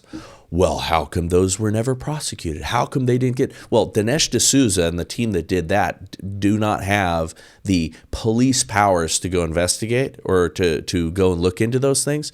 People act as if it was really a crime, Bryce, then they would have gone after it. No. The local police department or the corrupt Department of Justice or the FBI says, stand down. Oh, we don't really think that that's a big deal. There's no evidence that would have turned the tide. But when they did the math and extrapolated out, oh, no, it was plenty enough to turn the tide in those battleground states where they were concentrating on this stuff. But people don't realize also that the prosecutors have to decide to take that case, or the police department or the sheriff's department in that area has to decide to go and investigate that. And okay, we got these people on camera. I mean, they could find the identity of those folks. They chose not to. They chose to just ignore it. And again, the idea that there's no fraud. It's the same idea that's happening right now with crime here in just this very city. Crime is up, but they aren't going after certain things, and they're not prosecuting it, and they're not recording a lot of things. So therefore, crime doesn't exist. That's the argument. Okay, we saw the shoplifters go out. We filed it with our insurance. Nothing happened. So therefore, it didn't get recorded as a crime. So therefore, crime is down. Shoplifting is down because we stopped caring about it. That is the equivalent of we know that they weren't stuffing ballots because they didn't pursue it. Yeah, but even if they now get the investigation right and they say that there was a fraud, but 4 years has passed. That's it. Yeah, the country went. It's over. Yeah, I mean we got Biden. It happened. So it's delicious tea, by the way. Thank you. So the 2020 election, 81 million for Joe Biden, 75 million for Donald Trump. Yeah, Joe Biden campaigning out of his basement. Yeah. So a little bit more than 150 million voters voted. But you do not count the voters, right? That's not how you count the votes. You have electoral college. Yes. What is that? Because once again, I believe lots of Americans have no idea. Yeah, which is very sad, okay? It's because, very sad. Again, we remember going back to the fact that we are a republic. We are a representative republic. We are not a democracy. Yes. Okay? You do not want a democracy. A democracy will devolve to tyranny, right? We are 51% will control the 49%. That's it, okay? And also, what that means is if we went by popular vote, New York and L.A., would be deciding the country. 20 okay? million. Yeah, they would be deciding essentially where everything would go would just be these big cities, okay? The decisions would be made for Nebraska and for Idaho, where I now live, would be decided by people in L.A., New York, Chicago, these major cities. And so when we became a collection of states, the states agreed that we would have a balance of authority and a balance of power. Okay, that meant that everybody gets 2 senators. Well, how fair is that? Idaho has 2 million people and California has 40 million. And so why do they only get 2 and 2? Well, because they need an equal voice in certain matters. And the Senate is kind of like the big brother chamber. And then you've got the House, right? So the House has members apportioned by population. So that's why, here in California, we have a bunch of them, and in Idaho, we do not, right? So there's that balance, okay? Because yes, there is a big population here. So, you have that representation. Well, the Electoral College operates on that same principle. Number one, if it was only popular vote, where would the presidents go if they wanted to win the hearts of the people? They certainly wouldn't come to Idaho, or they certainly wouldn't go to Wyoming, or the Dakotas. They would never care about the flyover states, right? They would never be represented in this great republic, right? They would not be represented. So they would have no voice for the ranchers. They would have no voice for the farmers. It would be the tech bros in San Francisco and LA and the finance guys in New York, who all think that they should be the masters of the universe and tell us all what to do. But they would be the ones deciding, okay? So our states got together and agreed that we were going to have the Electoral College, right? And the Electoral College is a representative that you are sending, from your state to go and cast the vote of the state, is essentially what it is. All right, so it's again another one of those mechanisms for checks and balances, so that popular vote is not how we end up recording who the winner is, which is, there's been a couple of times, Donald Trump being one of them, where the popular vote was lost, but the Electoral College was won. And usually you saw it's pretty thin numbers, up here at the top, right? So the country is roughly 50-50 when you talk about voters. It almost always has been, with the exception of certain landslides, or certain times when, like, Nixon was so popular, or you had Reagan win in a landslide against Walter Mondale, just absolutely cleaned his clock. There's those kind of moments. Losing to Clinton because of Ross Perot. Yeah, that's a good one. Third party candidate came in. Ross Perot took all these votes away because Ross Perot was more of the small government libertarian style kind of a guy, and George Bush was more of the establishment kind of a guy, and you siphoned off a bunch from our side. Do you think RFK Jr. is the modern Ross Perot for Democrats? So according to the polls, he's polling more from the Democrat side, but he is polling in some areas where it doesn't matter for Trump. He's pulling from Trump, so he actually hurts them more than he hurts Trump. But it's interesting because it's not that clear. It's not like a Ross Perot situation. But when you have this electoral college, it almost makes no sense to vote if you're a Republican and you're in California. Yeah, I mean, there's no chance it's going to be that's the danger. red. So I did not vote for Trump the first time in 2016. Okay, now the reason I did that, I wasn't what we called a never Trumper at the time. I wanted Ted Cruz. He was my guy. In that election. But he was born in Canada, right? Ted Cruz. That's no. I mean, he's not a Canadian. I think maybe born on a base, or there's one of those. I forget Ted Cruz's history. Somebody will probably fact check. I don't remember that. But no. He was legitimate. He was a candidate. Legitimate candidate. Okay. Yeah. Yeah, there's certain people, by the way, that if you get born on U.S. territory, which includes our military bases, you are eligible as a U.S. citizen. So there's been a few of those in the past. I think maybe John McCain or somebody. Anyway, I don't know that history well enough, but there have been times like that. But I did not vote for Trump because I wanted to have conversations with my friends when he either performed well or performed poorly, where it was like he was not my guy. And I also knew that here in California, he was not going to take California. So I was not in danger of it coming down to 10,000 votes and Bryce ruined it. Okay.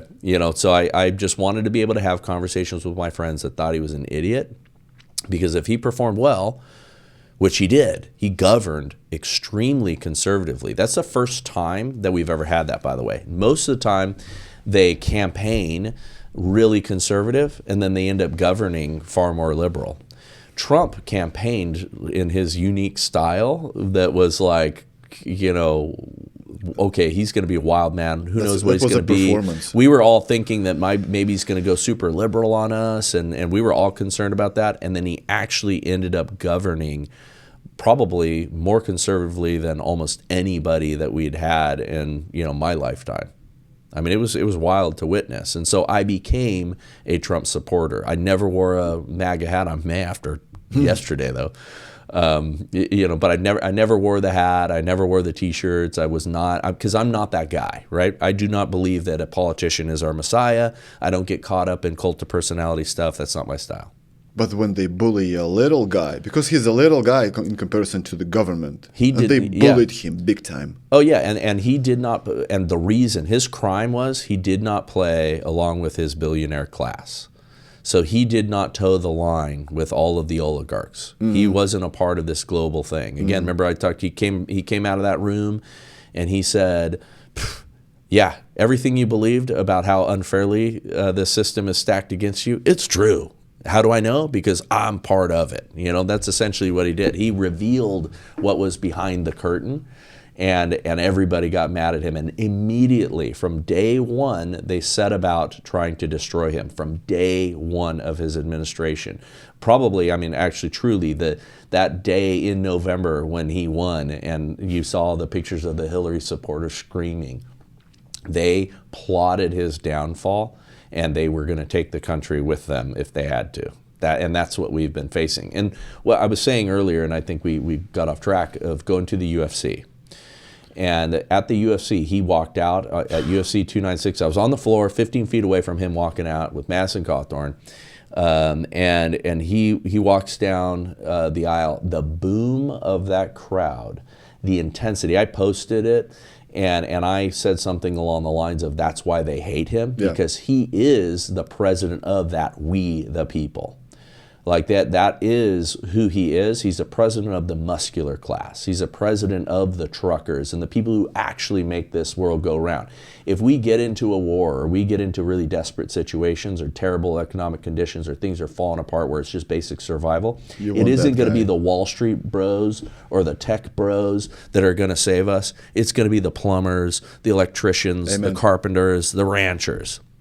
That's who his people are, and that is why he is so hated by the globalists and by the establishment powers.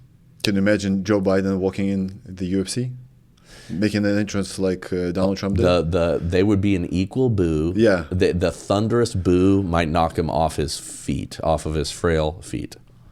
Wow. Yeah, and he does those things like 3 to 4 times a year, and every time the crowd goes, wow, New York, Vegas, Miami. I legit got tears in my eyes because of the overwhelming emotion. Now, if I was, and that was me as kind of an observer, okay? That was just me feeling the human emotion in the arena was so intense. It wasn't, I'm so happy to see my president. It was seeing the people that got me like, whoa. I mean, dude, it hit you in your soul being in that crowd like that.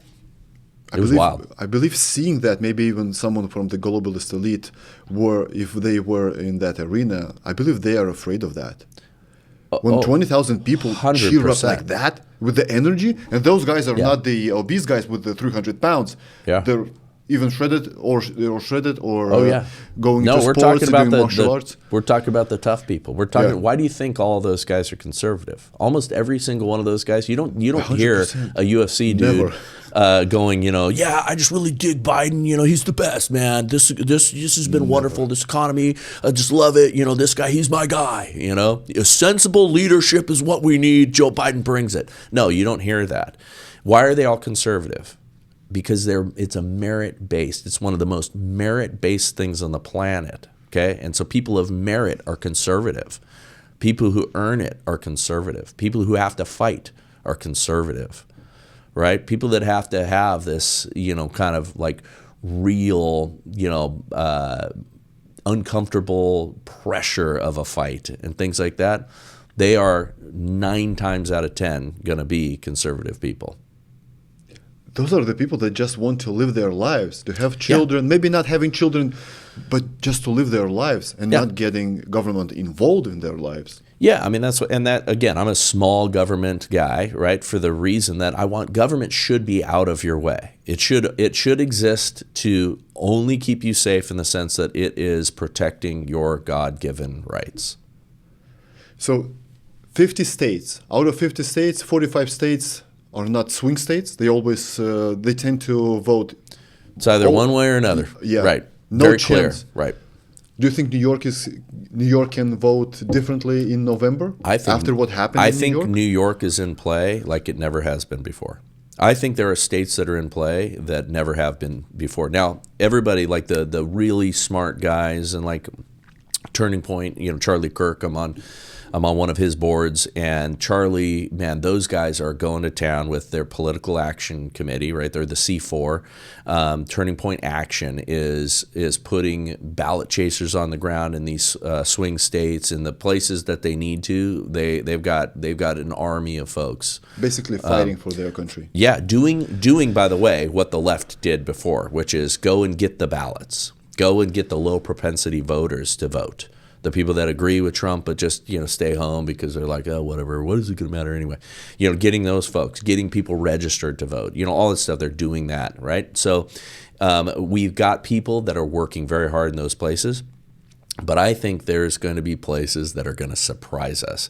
And wrecking the business environment as they've done, they have shattered our economic structures. They've shattered our Department of Justice. They've shattered our systems and institutions in pursuit of Trump that might be irreparable. I mean, we have become a banana republic under this administration's leadership. And so in places like New York, where they rely upon the valuations of buildings and all that stuff, they went and pursued Trump, playing that he was fraudulently estimating the value of his businesses and his buildings. The bank earned money. The bank said it was fine. The bank was like, no, we're happy. We'd do business with him again. So who sues him? Well, and everybody says, I think it's worth this, and the bank goes, well, we think it's worth this. Yeah. And then they do their independent valuations, and then you come to some sort of agreement, and then you get the loan, okay? And they relied upon stupid people who've never done real estate transactions, and by that I don't mean insulting everybody, because there's people that just are unaware of the way things work, illiterate. Okay? And so stupid is probably too harsh a word, although there's plenty of those too.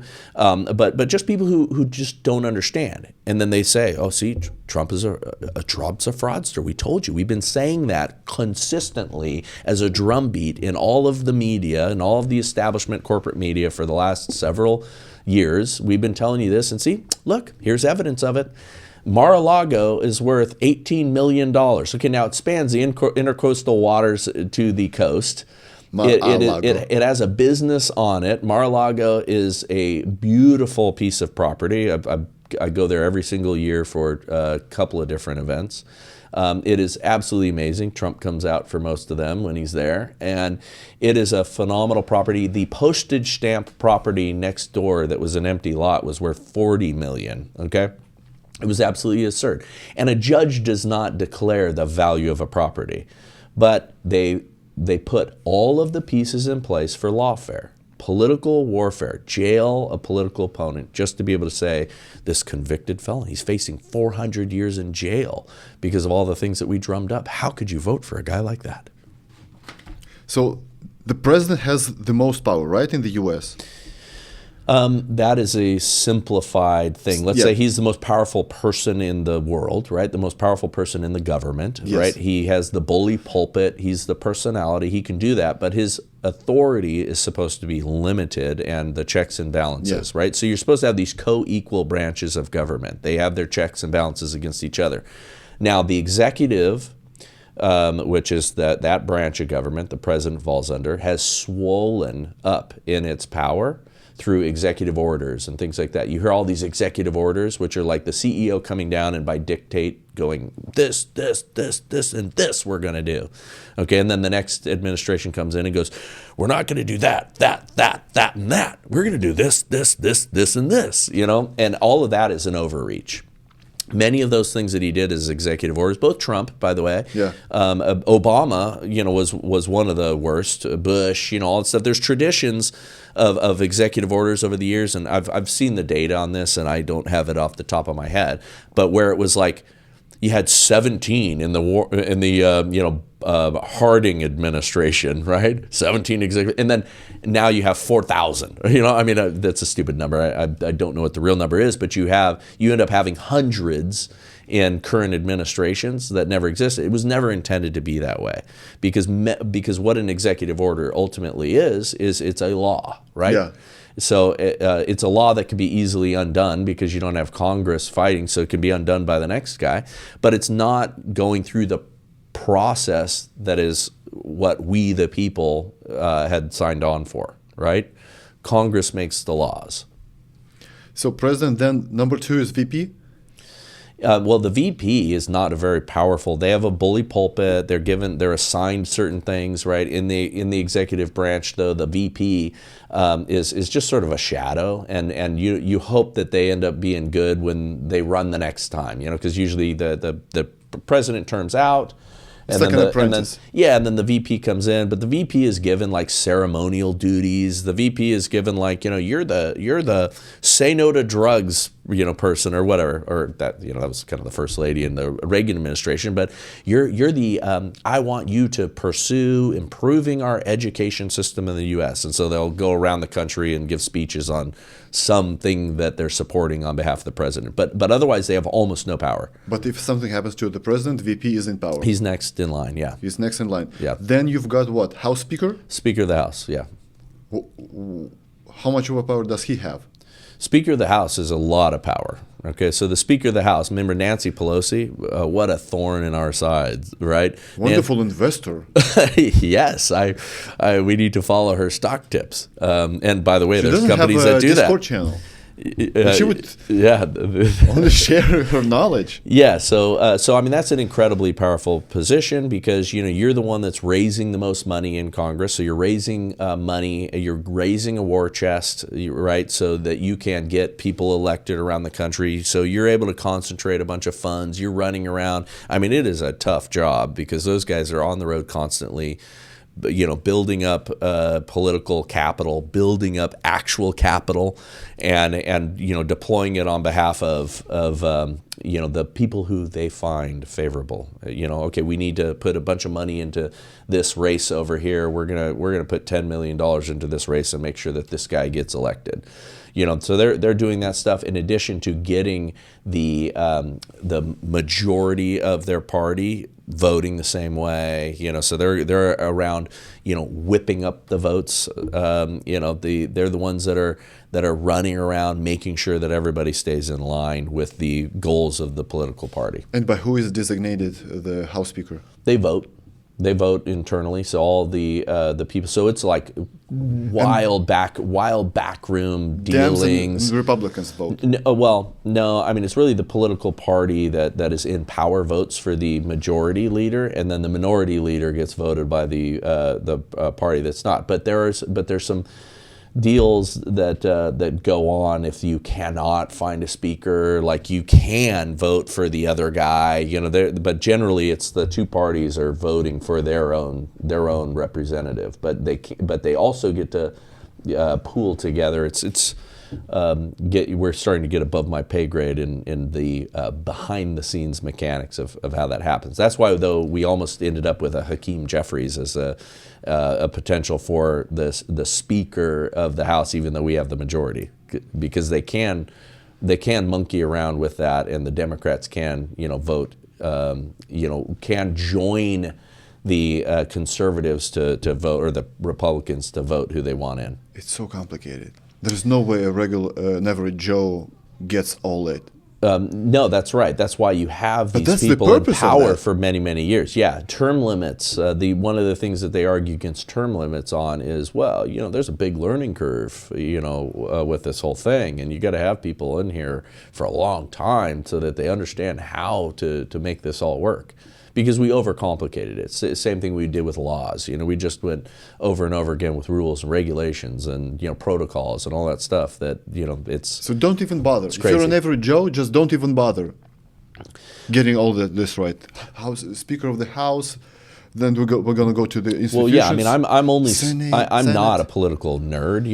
I understand overall structure of this stuff, but there's guys that's their life, and many of those guys work in Washington, and their sole purpose is you just got elected to Congress, you're coming in, we're going to explain the rules to you, and we're going to help you, and we're going to guide you every step of the way. And oh, by the way, we're also going to help manipulate you because we're a part of the establishment and you are not yet, because you're the new guy. We're going to then figure out if you can toe the line. We're going to invite you to our sex parties. We're going to videotape you with the honeypot and prostitutes here in town. And we're going to find out what you like. What do you want? You want money? You want boys? You want girls? What is it? We're going to help integrate you into this system. You don't over-exaggerate. No, not at all. I mean, that's the craziness of it. And I have friends who, again, guys like Madison and others who went through this process, witnessed it, saw it. Why do they hate guys like Thomas Massey? Because a guy like Thomas Massey, who pretty much lives off the grid, lives on his ranch, tight family, super smart MIT guy, does not have an interest in diddling little children or any of those sort of things that they want to grab people with. So they can't control him. So he comes out and he says just the other day that there's a $17 million of payments that went out for NDAs and hush money to keep scandalous things from getting out about our congressmen. And meanwhile, Trump, the accusation was there was a $130,000 payoff to Stormy Daniels that was improperly accounted for. And so it was an in-kind contribution to his campaign, and affecting democracy. Meanwhile, the $17 million of payouts go, and Thomas Massey goes, here's what I know. And that's why guys like him, they are hated. He's breaking open the secrets. What does the Secretary of State do? Secretary of State is like the chief diplomat around the globe. The Secretary of State is responsible for the relationships with us with all of the other countries, and responsible for all of those details. That's Mr. Anthony Blinken right now? Yeah, who's a moron. What position do people have to keep an eye on? Well, I mean, I think I told you. I think the two most important things right now, and I love this. I think I told you before we went online here. Was I asked Vivek Ramaswamy the other day in a meeting that we all had, like, okay, what position in the Trump administration do you think you would be most effective in? Okay, and his answer was telling. Okay. The VP said that's an important position because, again, the VP carries with it a bully pulpit if you have a president that allows it, right? Otherwise, he tells you, hey, sit down, shut up, be behind the scenes and quiet down. But that's like Pence. We didn't hear from Pence. Pence was a placeholder. Pence was there to get the evangelical vote. Yeah. He's a solid, good Christian guy. He was actually a weak man, though, and a very weak man. But he played to a certain part of the base, so that's why they had Pence in there. But if Kamala Harris is amazing. She's doing her job. She is phenomenal. She's so smart. She is amazing. What would you do if there wasn't? What's Kamala funny Harris? about Kamala Harris, and I said this one time, and I got a laugh about it. Is like putting your hand in a bag and feeling something moist. She's unsettling, right? She is unappealing. She is incredibly unlikable. She has been the best insurance policy for Joe Biden this entire time, because they would have marched him out if it was a Michelle Obama who they would love to recruit, or a Gavin Newsom who has some more political savvy and can communicate better, and people like, oh, look at his hair. He's the winner. Oh, that guy. Yes. So they would love to have somebody like that. But Kamala Harris was an excellent pick because she filled all the DEI stuff. We're going to have a black female with questionable ethics. That kind of a thing, right? But she is hated. Her staff is constantly turning over because she's just not a nice person to deal with. I mean, she doesn't have friends within the administration. You know, you got team Harris and you got team Biden, and they hate each other. But just that alone, nobody wants her. So they're going to have to figure out how to get rid of her if they want to replace Joe Biden. Just let her speak. She's very well spoken. Oh yeah, every time she speaks, like. Oh yeah, word salad. I mean, literally. I think the words appear in her head and they just fall out like rocks, you know. And so she just piles one word on top of another. She's not sure where she's ever going in her sentences, which I just find it hilariously entertaining. But she's just an unlikable character. She's just unfunny, unlikable. Her quips, useless. Her paragraphs, nothing works. Yeah, and you know, she had all kinds of problems. I mean, she prosecuted people for all kinds of things here in California. She's disliked by so many people. I mean, it's amazing. But Vivek. So, but that VP role, if you have a president that allows it, can be very powerful. So he said, VP because it's got that, right? He said then OMB, which is the Office of Management and Budget. That's where you can actually shrink the government, and you get a guy like him who is a business guy who understands the inner workings of finance and budgets and can take a really complex thing and dive into it because he's smart. The OMB, he'd be a terror to our enemies, and by the terror to our enemies, I mean the establishment. Internal. That's right. The evil bureaucrats. Boy, would he freak them out, and we need that. Another guy who would be great for that role is all of a sudden I'm drawing a blank. It'll come to me in a second. But Rick Grinnell. Rick Grinnell would be amazing in that role as well. Rick Grinnell would go through the departments with a chainsaw. Who's he? He was the acting, I believe, acting Secretary of State at one point in the Trump administration. So he's been in the administration before. I may have gotten that one wrong. I know he was briefly a diplomatic to like Germany too, I believe. But he, in his acting chief role, went in and was firing people and doing stuff that was really, really powerful and really positive. And he's super smart, super gnarly. He's phenomenally well respected and a get it done kind of a guy. So he would be great, and he's probably going to be somewhere in that Secretary of State office. That I think is what he'd be pulled in. He'll be in the administration for sure. He'd be great. But then Vivek also said the HHS, the border, right? Our border. We have essentially an open border. Homeland Security? Homeland Security. Yeah, so he would be phenomenal in that position too. Governors. What kind of power does a governor have? So being that the states should have a lot of power, so should the governors. And they do, right?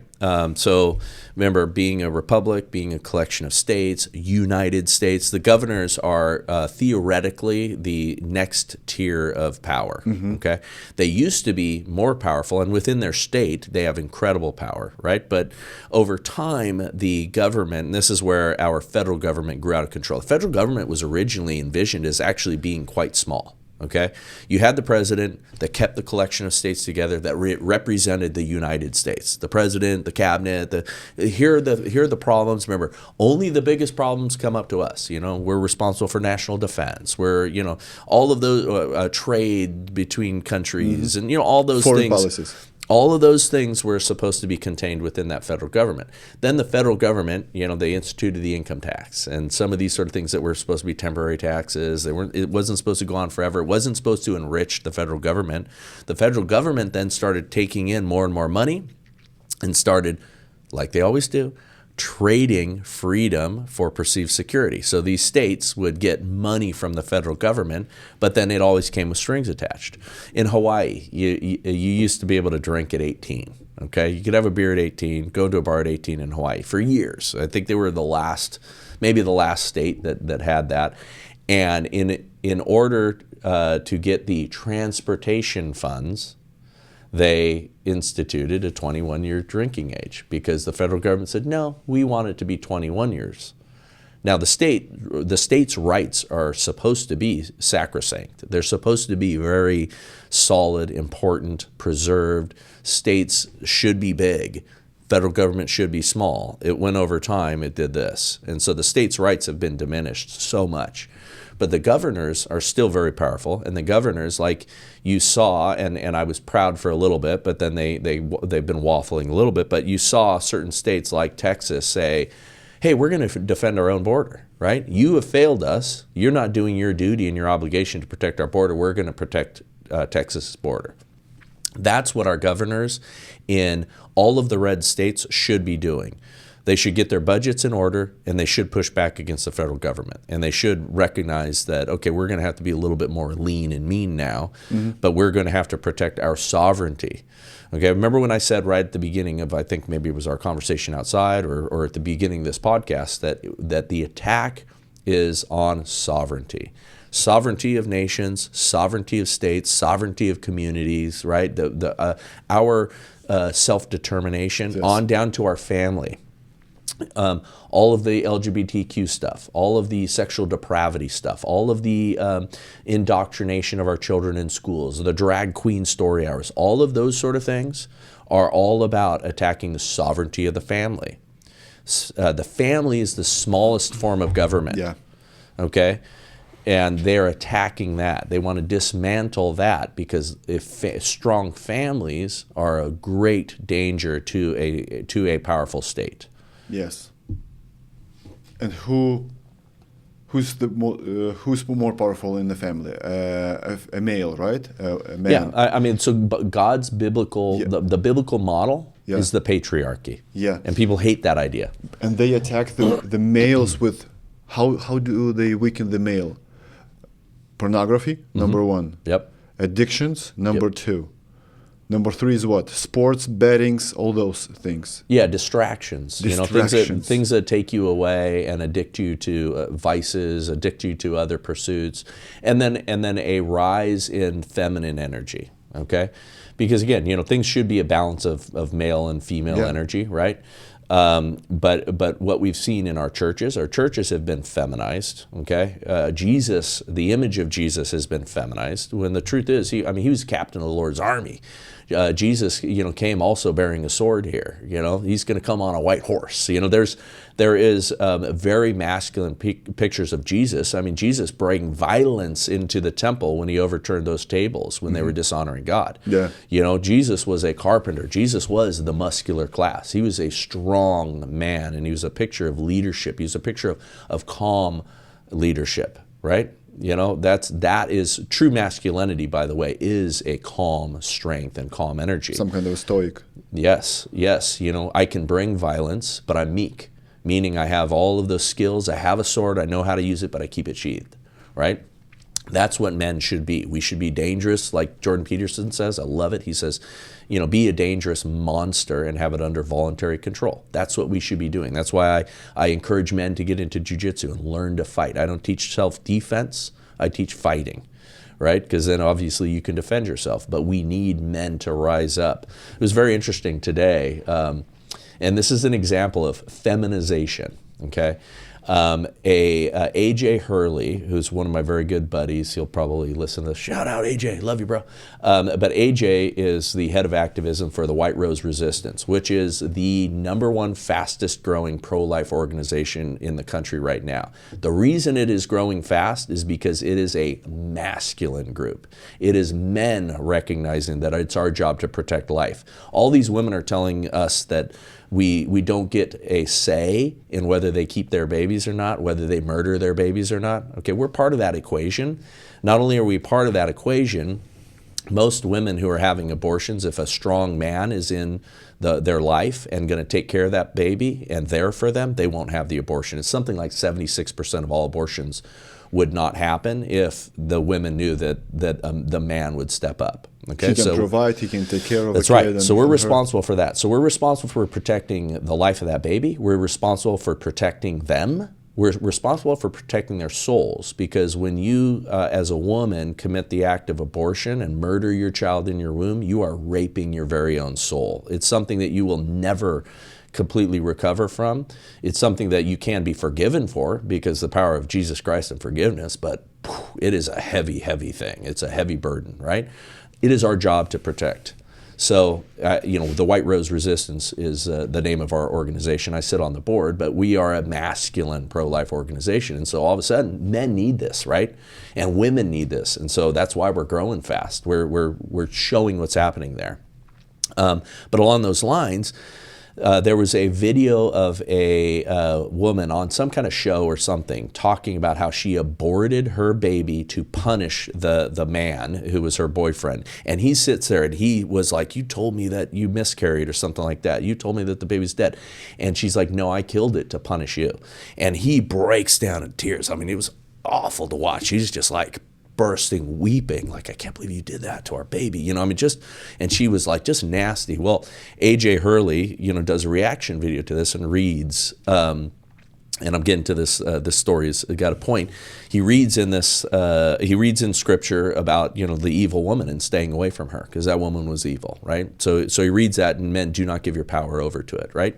So he's smoking a cigar while he's reading this scripture. And this is him. He's a cigar smoker. I'm an occasional cigar smoker as well. And sitting there and reading this. And some woman in the comments who likes what we're doing, right, likes the White Rose Resistance, says, well, that was wonderful. I'm so proud of what you're doing. But do you have to read the scripture with a cigar in your hand? Okay. So she's shaming what is not shameful. Okay. There's nothing in the Bible that says that we cannot enjoy a cigar. Okay. Mm-hmm. And so I kind of go, yeah, he was, because she said something like, it's very off-putting. And so I responded in the comments like, yeah, he was trying to put you off, or perhaps he just enjoys a cigar, which there's nothing wrong with that. But then she went on for a bunch of comments after us both, like, it's wrong. And I have the grandkids. I hope her grandbaby boys grow up to be cigar chomping, bullet biting badasses who defend the lives of others. Because right now, that's what we need in our culture. We need a masculine energy to step up and fight. And we do not have that right now. We do not have that in our churches. And so we have this grandma, and God bless her. She was in good faith, but she was overstepping her bounds. Shut up, lady. We can smoke a cigar. Okay? Do not shame us. That's what we've lived under in the church for the last several decades as it's gotten more feminized and weaker. We need to bring back the sons of bitches. When the war is down and there's things that need to be done, you call in the sons of bitches who are going to go and knock heads and put things right. And you know what? Wartime Let's leaders. chomp some cigars. Yeah. Okay, so let's go to government and structure. So I believe, once again, a lot of Americans have no idea what's the government and the structure of it exists in the U.S. So there's the White House, right? Mm-hmm. This is the number one government structure in the country, the most powerful. Yeah, again, the executive branch. The White House is just where the president's seat of power exists. It's a ceremonial building. But yeah, so you have the administration, the president's administration. And that's again, the bully pulpit, the major seat of power. Then you have Congress. Correct. Two branches of Congress, the House and the Senate. The House, as I said earlier, it's a portion based on population, which is why California, with guys like me moving to Idaho and others moving out of California, we lost a congressional seat for the first time ever. Our in the history of California, we've never shrunken our population in order to do that, and we've done that because Newsom and our leaders here have chased people out. House and Senate. House is more superior to Senate because there's a Speaker of the House and he's very powerful. No, because there's also the majority leader in the Senate, okay, and he's very powerful as well. So they are the Senate is the Senate is more powerful in certain respects. The House is larger, more people, but when you arrive to the Senate, like you are steps away from all the levers of power. So the Senate, that's the more powerful chamber. They're the ones that the House passes a form of legislation. The Senate has to then pass it. If the Senate doesn't, it's done. It's not the other way around. Can the Senate propose a law, for instance? No, it starts. It goes in at the Congress, right, in the House, goes to the Senate, goes to the president to be signed. So it's those checks and balances along the process to get there. And the Senate is in D.C. Yeah, they're all in D.C. So yeah, they have their own chambers. The House has their own chambers. So, but the Senate, and so like if you were running for a political party, you start out at dog catcher, you hope to get up to Congress or Senate. So you are in the Congress for a while. I'm going to run for this open Senate seat. Woo! That's peak political power there, because then there's only 2 in each state. So it's very powerful. Now we got off track because the state used to appoint their Senate, the senators. So they were decided and appointed. And so the states had more power in the federal government when that was happening, okay?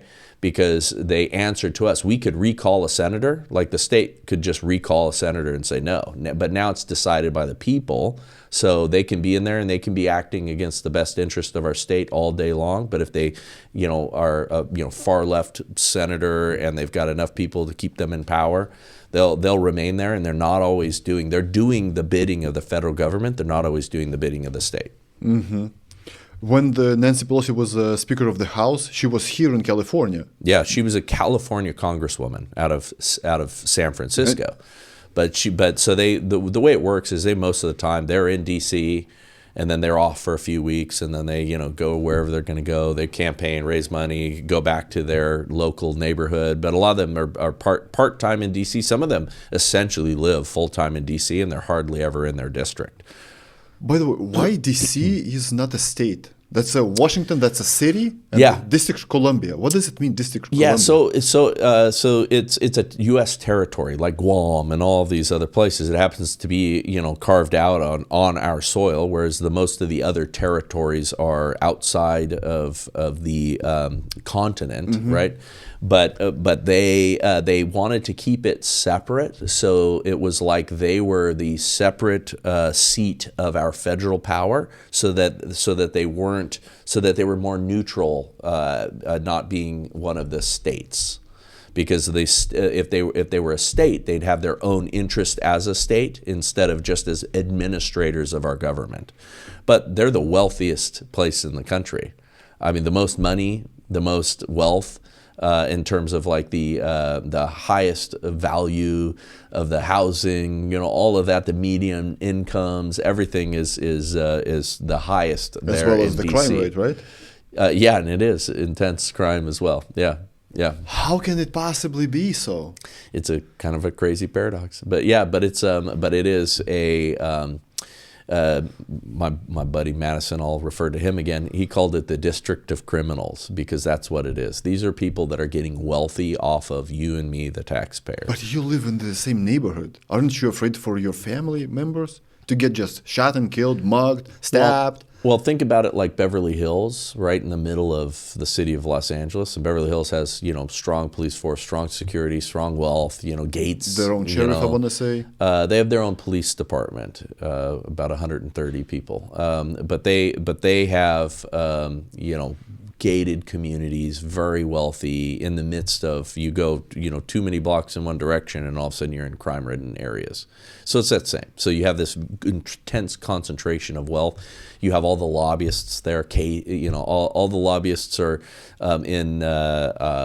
there to influence the government on behalf of Pfizer or on behalf of, and they're the ones that's why this is a oligarchy and political puppets, because the lobbyists and the corporations behind and the wealthy people behind all those interests are the ones that are getting your senator or your congressman to do their will.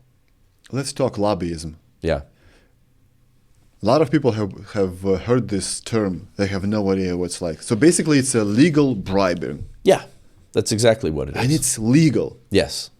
Yes, because Give me a few examples. It's a polished example. Okay, so pharma. Okay, so the pharmaceutical industry is one of the most powerful industries in the entire globe, right? So much wealth in that. I mean, it's insane. So they tea break. Lobbying. So the lobbyists. So let's say the pharmaceutical companies, need a particular legislation to be done to, like let's say, for example, one of the things that there's only 2 countries that allow direct-to-consumer advertising for pharmacies, right, or pharmaceutical companies. Get this drug. Tell your doctor. You will, be amazing. It might cause diarrhea. It may cause, heartache. Blah, blah, blah, blah, blah, blah, blah. Right? Yeah. Okay. So it's us and New Zealand are the only 2 countries. Well, let's say that some really responsible, awesome congressmen decide we're going to put forth a bill that ends that. Well, that would be terrible for the pharmaceutical industry. By tomorrow. They might be killed, but at the very least, all of these lobbyists are going to be coming around to all of the congressmen, all of the senators, and saying, hey, we gave your campaign, $50,000 through our political action group or our C4 or whatever. Remember we gave you the tickets to that show, and remember you were the guest to that, and you got to come speak at one of our, there's all different ways that they can inject money into their pockets and make sure that they continue in power. You just need to squash this bill. I need to count on your no vote. Yes, you got it, Chief. This was a great dinner. What a fun time. That bottle of wine was amazing. That's they exist to influence on behalf of whatever powerful party they represent. And again, a lot of times it's corporations or it's a union group or something like that. The unions are lobbying the lawmakers to get things done that they want. So it's always that way. So the influence of it is incredible. Many of these lobbyists were former administration personnel, so they know everybody. I worked for Congressman such and such. When he lost power, I know Washington. I know this. I know these people. I know these folks. I now can bring you relationships and opportunity, and I can take you to all these folks. Hire me as a lobbyist. Okay, you're in. And there's ways that we could prevent this, by the way, like forbidding former congressmen or former personnel for 8 years or something like that of ever being a lobbyist. There's ways that you could dampen the influence. Why it isn't in the Constitution? Well, so although our founding fathers were brilliant, they did not foresee everything, right? Nobody can. Anything man-made, the only perfect things are what God makes, because we cannot possibly see what's going to come of all the complexities that we put into place. And remember, we're always competing against the evil in our hearts. The sinful need for power, for money, for vice, all those sort of things are pushing us in certain directions all the time. And it's very hard to find virtuous people. I mean, I have virtuous aspects to me, but I also have great sinful aspects of me. There's all kinds of things that we're under tension with all the time. A little bit of money, a little bit of love, a little bit of this, boy, you're going to go in whatever direction, that they can manipulate you in. I mean, it is dangerous. That's why there's only a few people that remain steadfastly honorable in those positions. Again, Thomas Massey, the guy doesn't have appetites for the things that they can give him. He just doesn't. He lives on a farm, peaceful existence that he really likes and appreciates, so he's going to say whatever he wants to say. And they're going to try to discredit and defeat him, but he's got a pretty solid seat, and people appreciate that he's a truth teller. It's going to be hard to defeat him. Tell me whether I'm right or wrong. So hypothetically, I own a company, or I'm a CEO of a company that produce rifles. Mm-hmm. There's peace in the world. I get no money. I go to a congressman and I tell them, maybe you should start a war or a conflict with the X country, right? Right. Then you will order from us this and this and this and that, and I'm going to pay you 2% of that.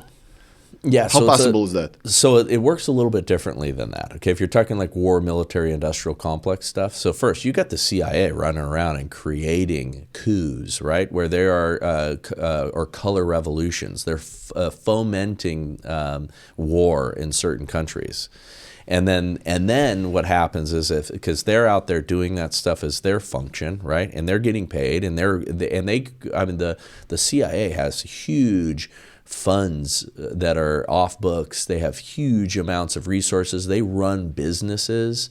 They influence businesses. They influence technology. They get a piece of things through all kinds of shell corporations, all kinds of stuff. It's this massive dark web that they are responsible for, and that's why they're so dangerous, because they have the ability to make money and to influence and dark funds behind the scenes and all that stuff. And so they will foment on behalf of whatever aim they think. They'll foment a war.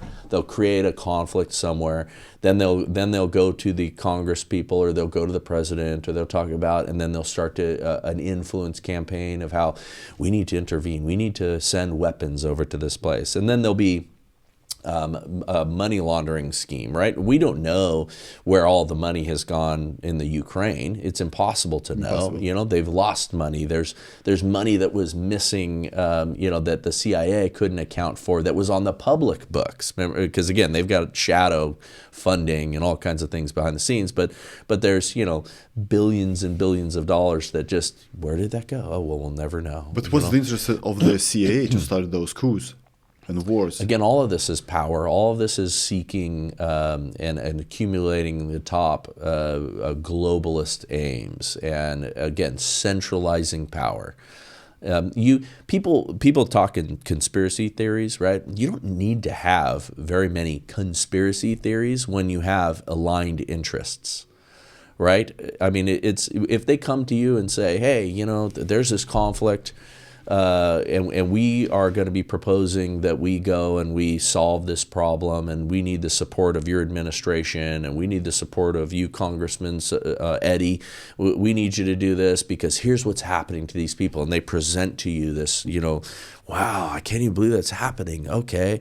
Wow, that's real persecution. All right, we'll authorize that. And then, so there's people that, now your interests are aligned because you think that there's something terrible that's actually happening. And they've presented to you in the color charts, and they've talked to you why we need to intervene in this particular thing, and why it's going to keep the American people safer, and then why you have to approve a budget for this of X dollars, and then they get everybody in line, and then that money flows through Lockheed Martin and, Boeing and new jets are made and manufactured, and $42 billion for some project goes through, and then money gets circled back into your coffers for your next election. Or even worse, it disappears into the Ukraine, it's laundered over there, money comes back, you get stock opportunities that you never thought you'd have before. I mean, why does Dan Crenshaw, second only to Nancy Pelosi, have so much wealth? And he's a shill for the war, military, industrial complex. And he's compromised in all kinds of ways. But how much is enough for them? They're not just a billionaire. Some of them are trillionaires. Yeah, but that's not what it. Once you reach the heights of that is not what it's about anymore. It's power. It's less the feeling power. that you get. Insatiable desire.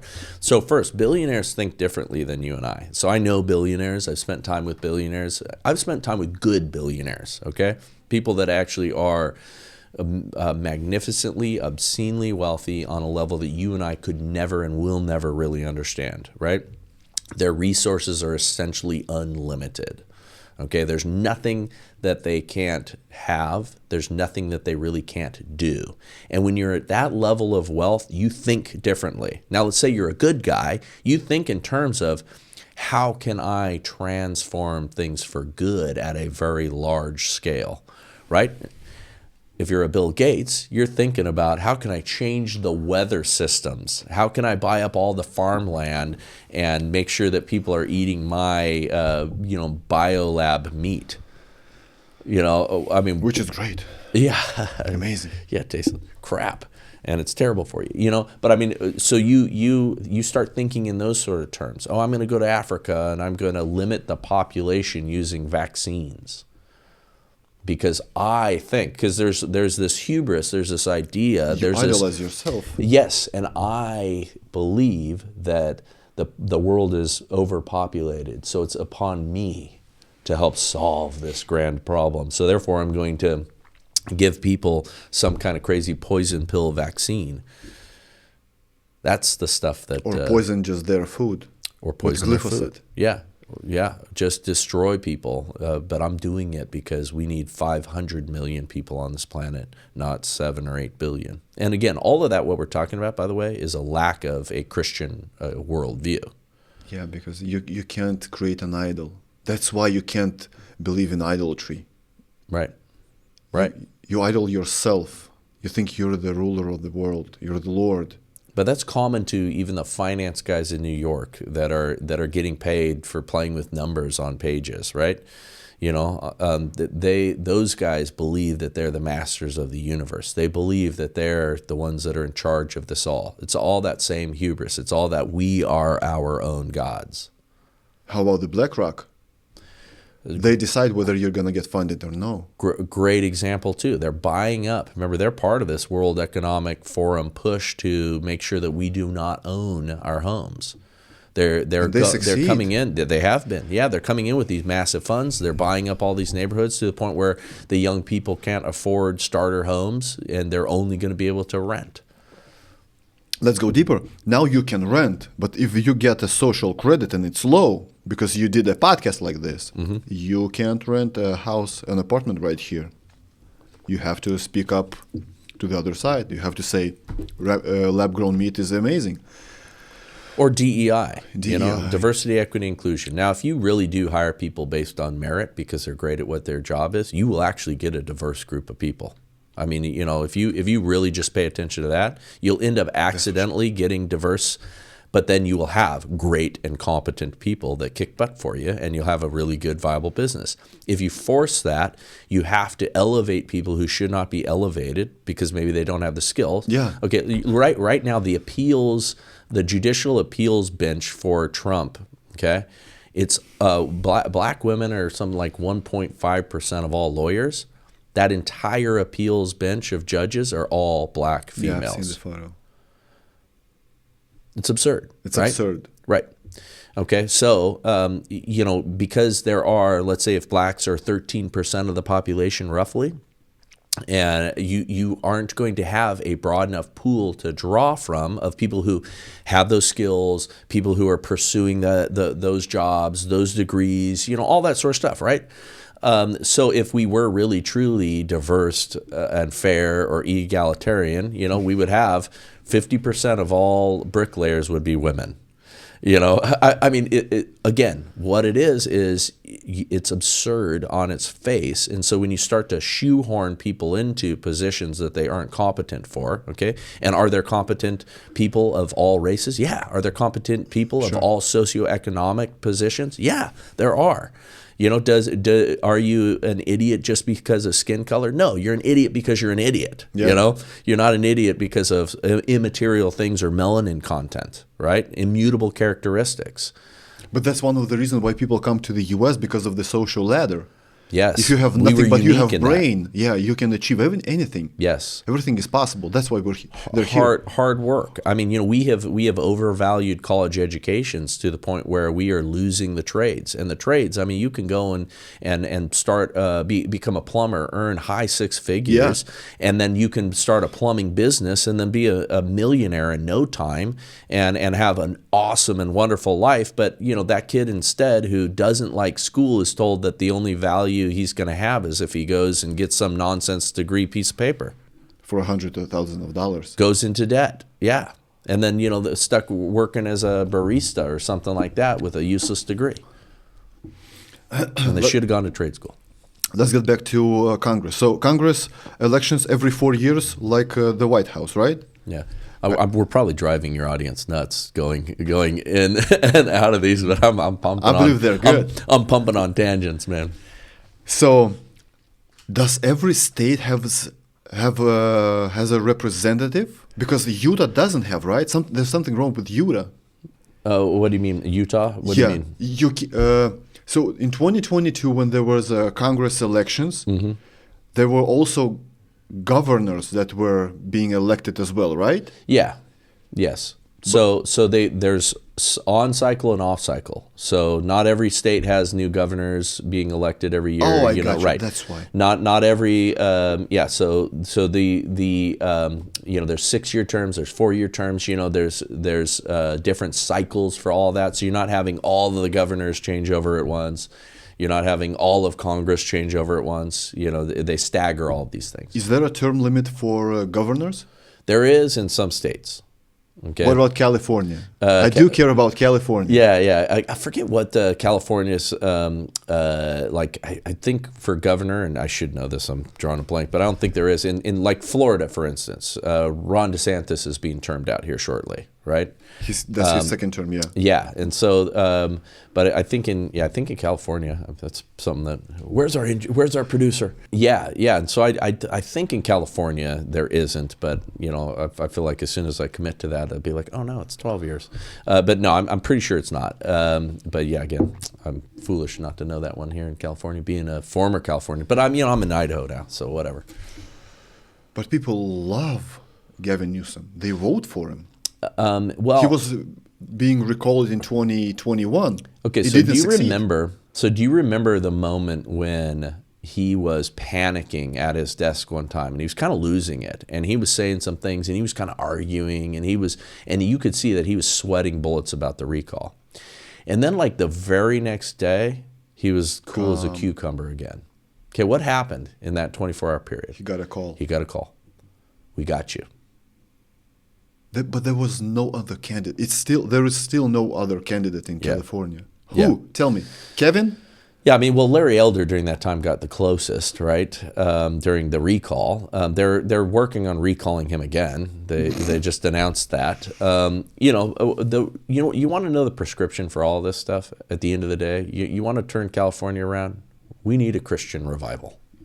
We need to change the hearts and minds of people. At the end of the day, we've lost this country. We've lost the republic.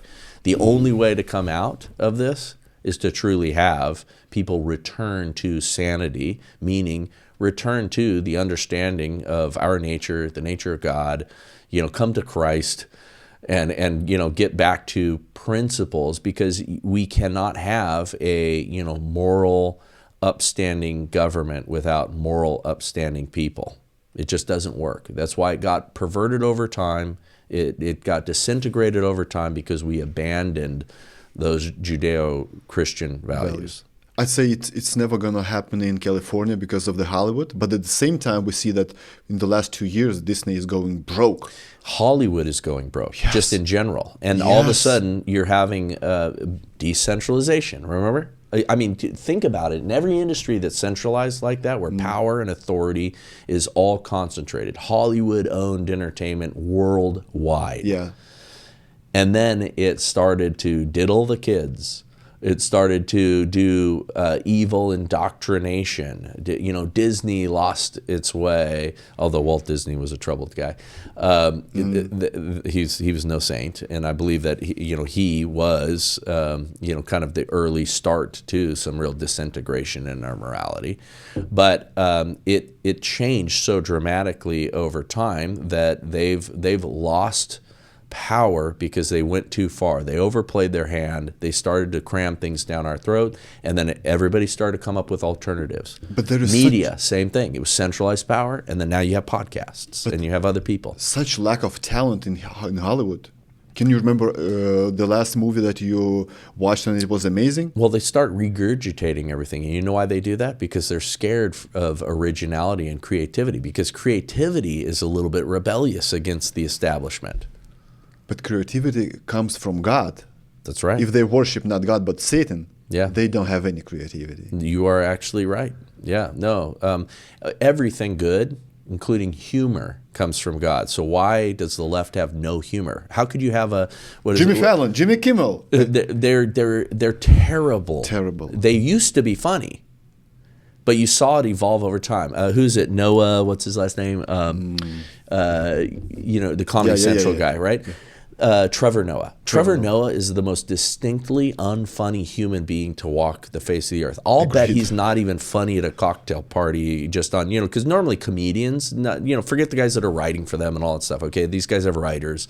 Some of them have funny writers. I mean, Adam Carolla, who's funny, used to write for Jimmy Kimmel, and then Kimmel, went far left, and I think that they're still friends, but it ain't what it used to be. Uncle Jimmy went far left.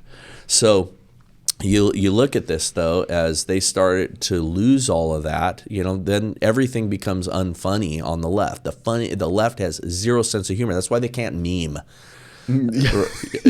Because they cannot laugh at themselves.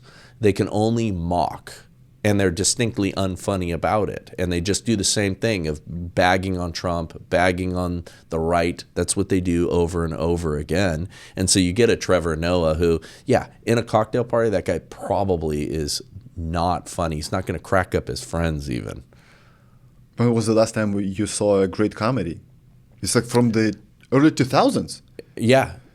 When you could have jokes about everything. You could make fun of whatever. Yeah. No, you did things. Comedy is edgy. It's offensive. But when you stopped thinking that you can offend people, that's when it happened. But, praise God for guys like Joe Rogan, who I came up training jiu-jitsu with. We're both Machado black belts. And Joe, funny guy, by the way, authentic, what you see is what you get kind of a guy, right? He's great.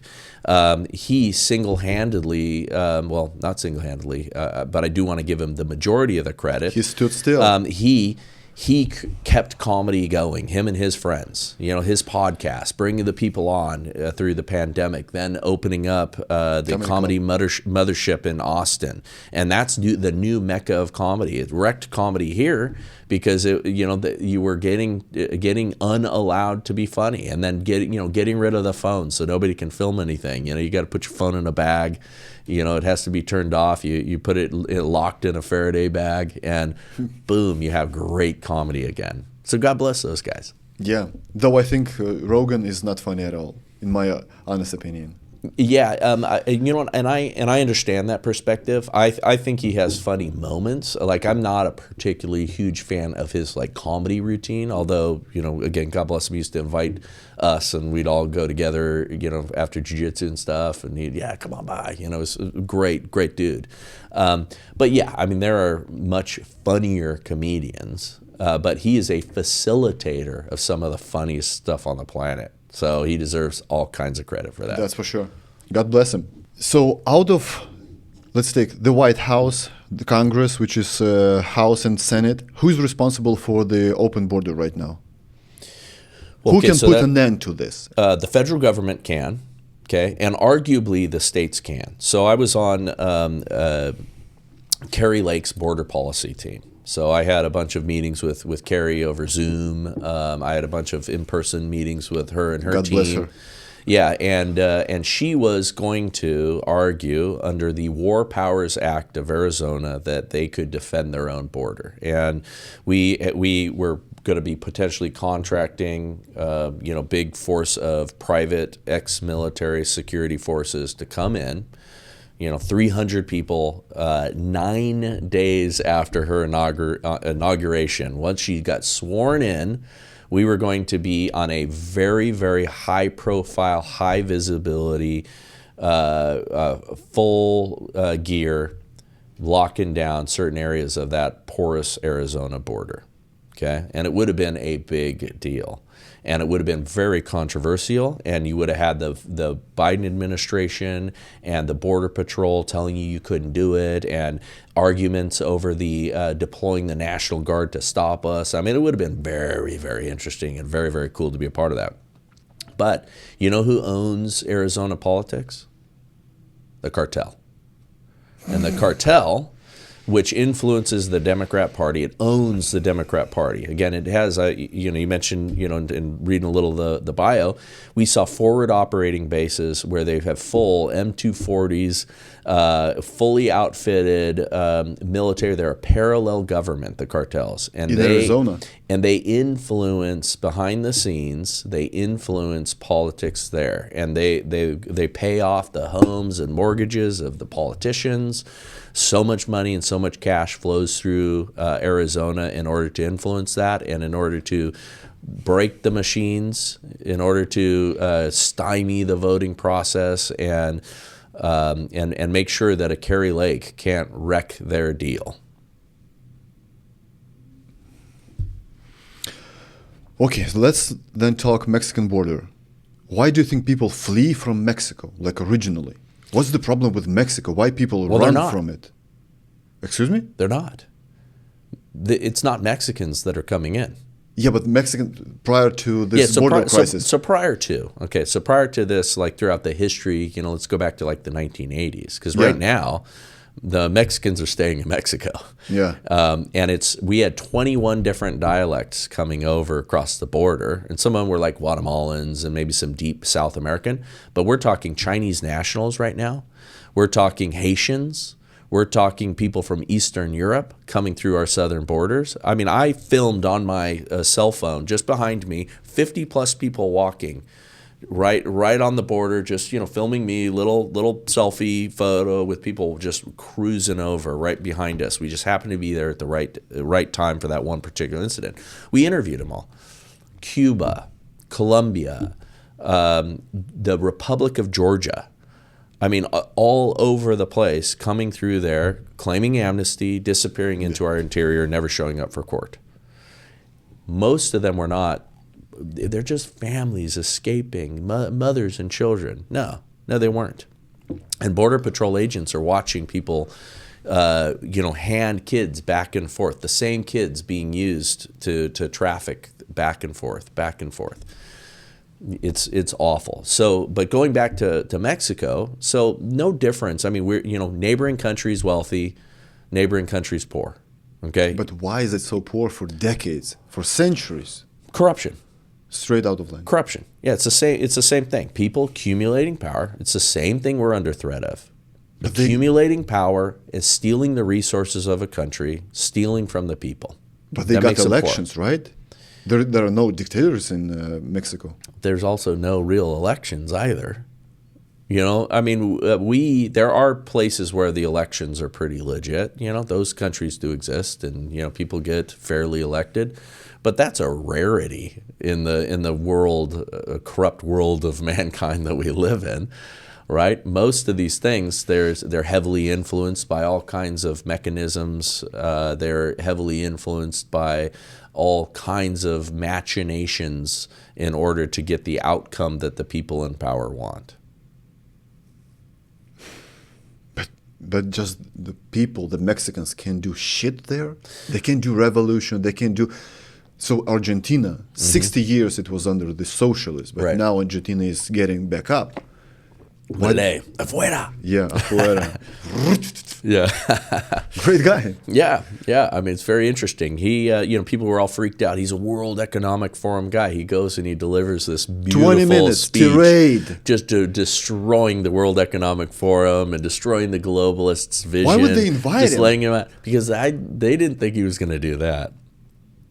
They're so stupid. Hubris. Again, a lot of things come down to hubris, arrogance. We're going to influence you. We're going to own you. You're going to be doing what we want you to do. Thanks for playing nice. I appreciate that you're playing those games and looking all tough, but at the end of the day, you're really going to do what we need you to do, right? Hubris is what? Give me a synonym. Pride, intense pride. Hubris is amazing arrogance that I got you. Blinds people. Yes. I'm the king of the world. How big the cartel's involvement in Mexico, in the government of Mexico? It's like a shadow, or the second government? It's a parallel government, yeah. But for real? Oh yeah, 100%. No exaggeration. 100%. That's why. I mean, they're so corrupt, and they own most parts of the military. They so there's always tension between military forces that are solid, and those guys have to be masked up to go and enforce things against the cartel because they will have their families hunted down and murdered.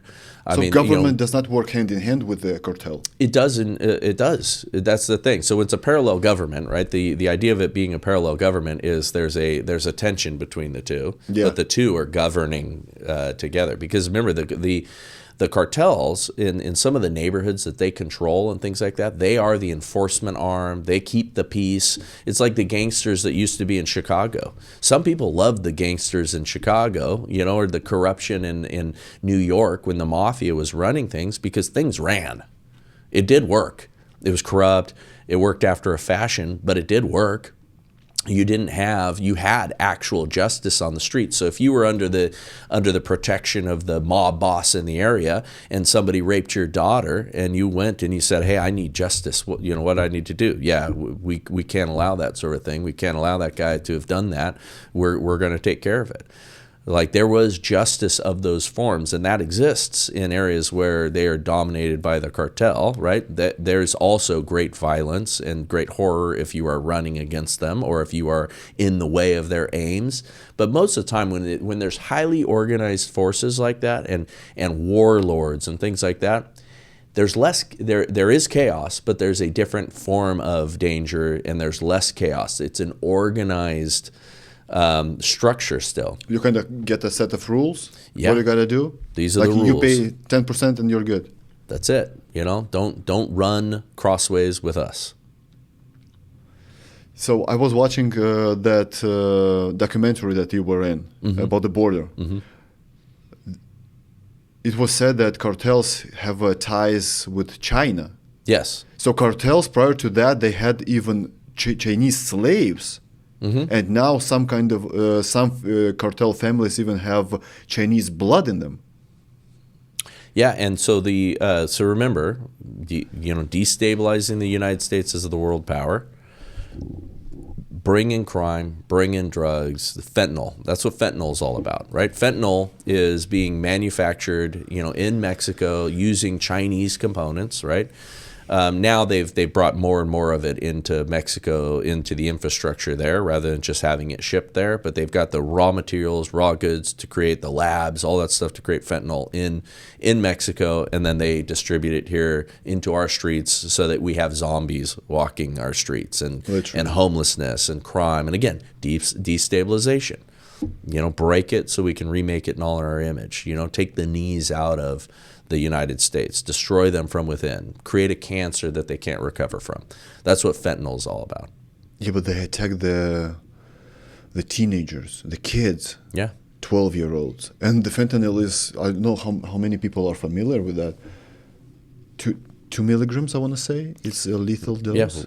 Yeah, kill you. Yeah. Have you seen this video when a police officer opens a trunk? Yeah, there's so many of those videos. Yeah, they just, boom, down.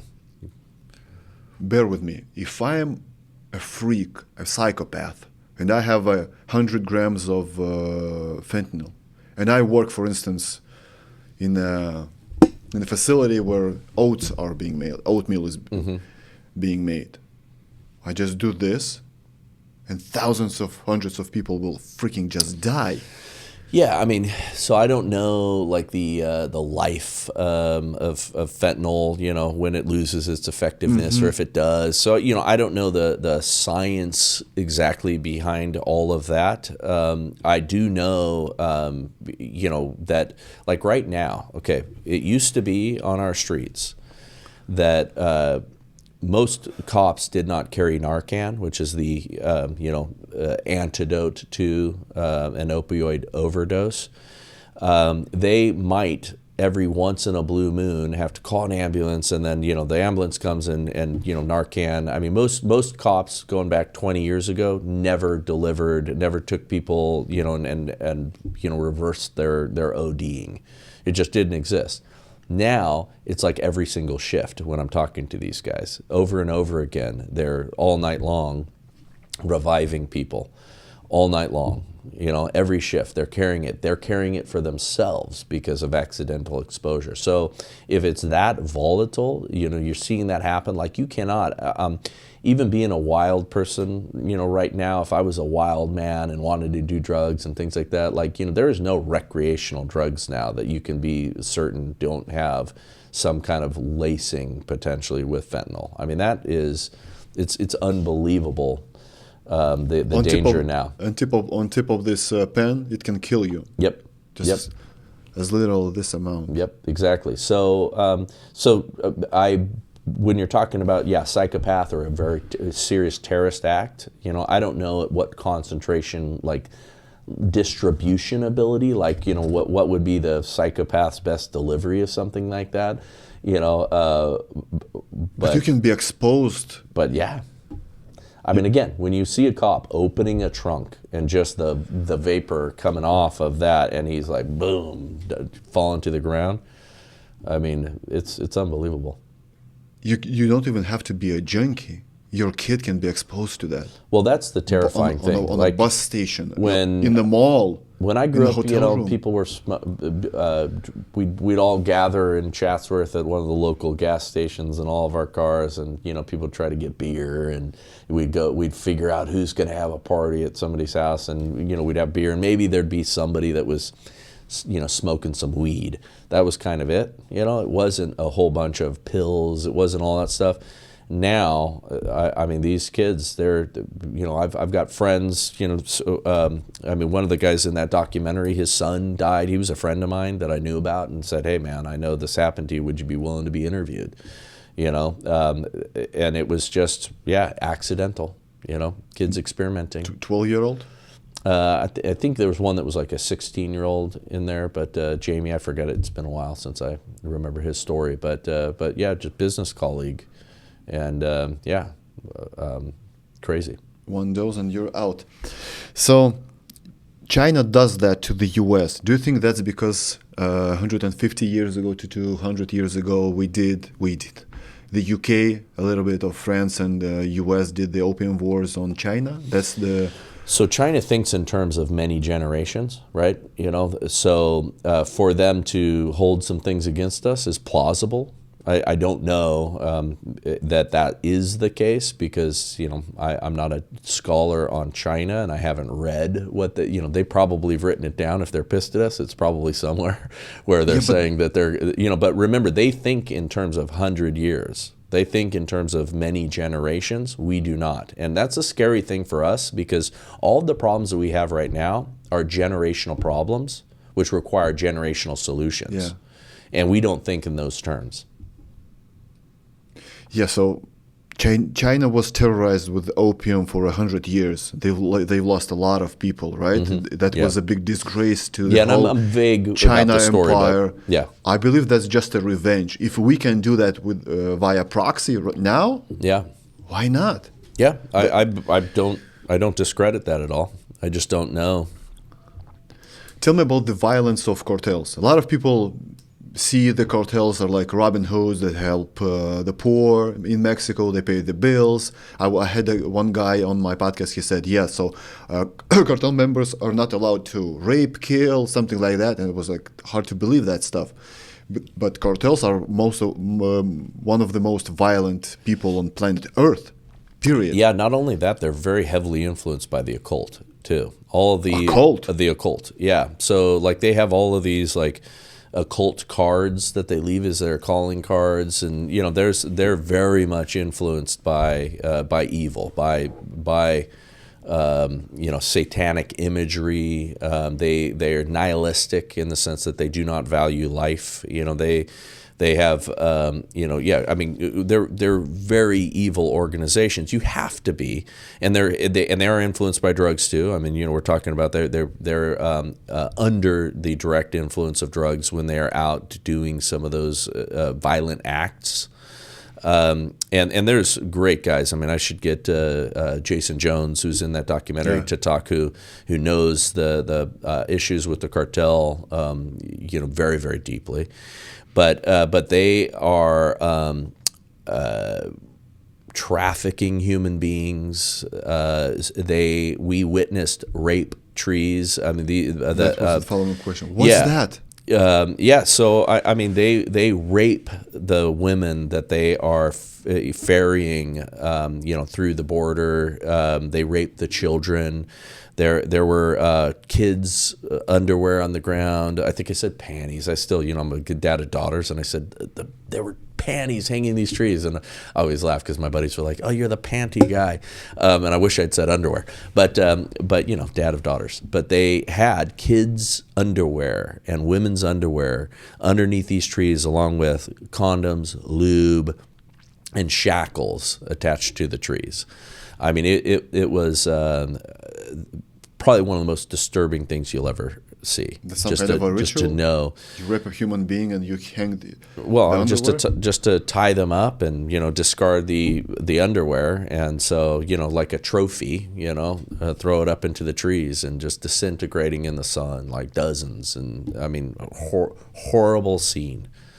Rape, blood, condoms, spent everything. Disgusting.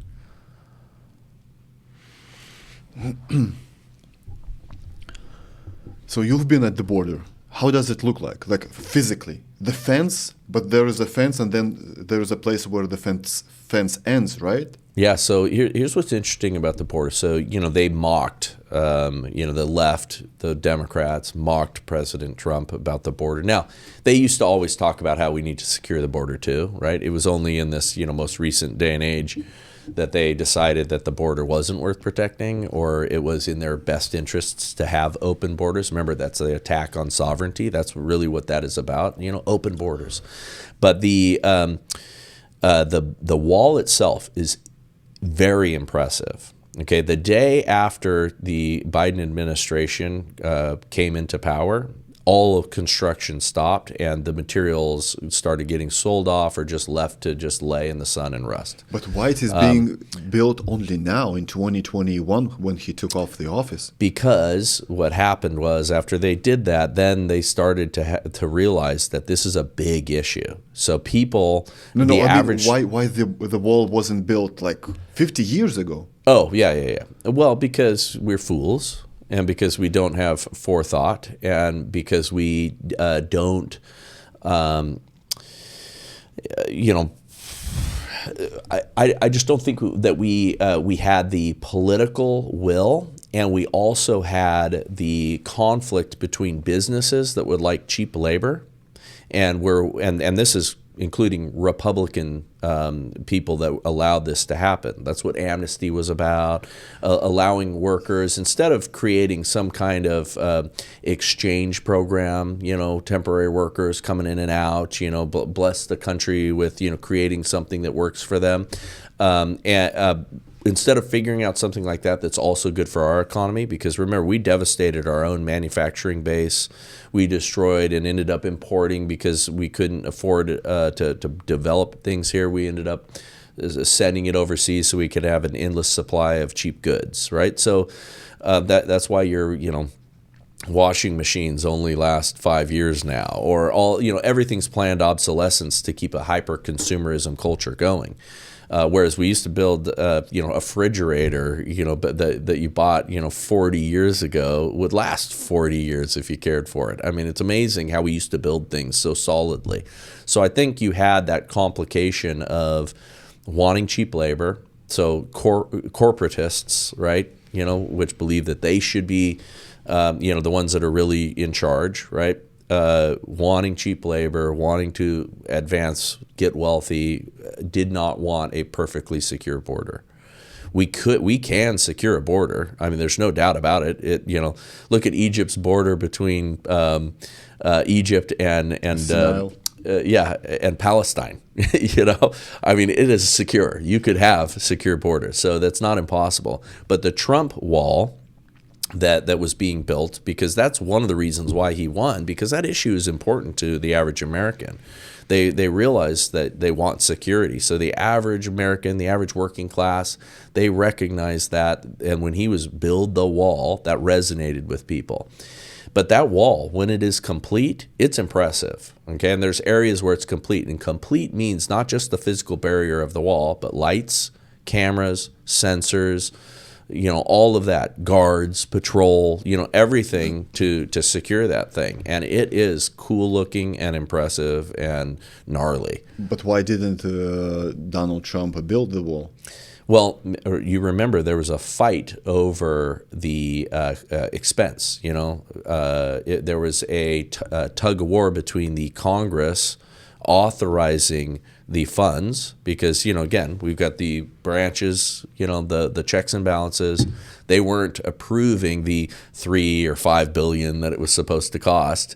They were not approving and allowing and releasing those funds. Meanwhile, they're sending billions of dollars to other things and other places and sending it overseas. But are you allowed to get the private funds? For instance, I believe there are numerous billionaires that would donate right now $100 million just to get the border. Yeah, they're probably built. Right now. You could probably do that. At that time, I think the tenor of the conversation was a lot different, and so, there's probably some complicating mechanisms for private money building something like that, but that's sort of a deep discussion. Since we've touched the Mexican border, let's go with Trump, and he's yelling still like secure the border, secure the border. So what I remember about Donald Trump is of course a showman, a business guy, business mogul from New York. 2016 he gets elected, and everyone in Lithuania was kind of laughing. Look, an idiot got elected. Mm-hmm. And then for a few years I was hearing from even my friends. He was like, "Did you hear what Trump said? He said that he would have sex with his own daughter. He's an idiot. He's a clown." I was like, who's that clown? So I got a little bit... Which, of course, he did not say that. But, he said something like, if I wasn't her father, I would... Yeah, look, the dude is uncouth. Yeah. Okay? The guy is a complicated, flawed individual. And that's funny. So Christians want to say that, we shouldn't vote for Trump. There's a lot of people that are of that, like, I could never vote for him because he's just not the Christian character that I want. But the fact is, we always vote the lesser of two evils. When it comes to these situations, and unless Jesus Christ is running, we're always going to be the lesser of two evils. So, loved by many, then hated by many. Yeah, he was universally loved as a celebrity before he was ever running for president. He was lauded, loved by the black community. They wrote rap songs that included his name. He was a super big celebrity, and again, loved by all. I'll tell you one thing. So I got to meet him many years ago because I insured one of his hotels in Vegas, and he was passing through the day that I happened to be there. And there's two things that I felt, well, three, that I thought were pretty remarkable. Number one, he was definitely a magnetic, charismatic personality, like to the extreme. And there's only a few people that you ever get to meet in life that are like that. The other one is Bill Gates, right? Bill Clinton. Bill Clinton had that same kind of magnetic, charismatic. They have something in common. Yeah. But there's just a really wild thing. Like there's a vortex around people. Like they walk in a room and there's a whirlwind that just surrounds them. That's magnificent, right? It's really interesting, and God only blesses a few people with that level of charisma. So he's one of those guys. His kids love him.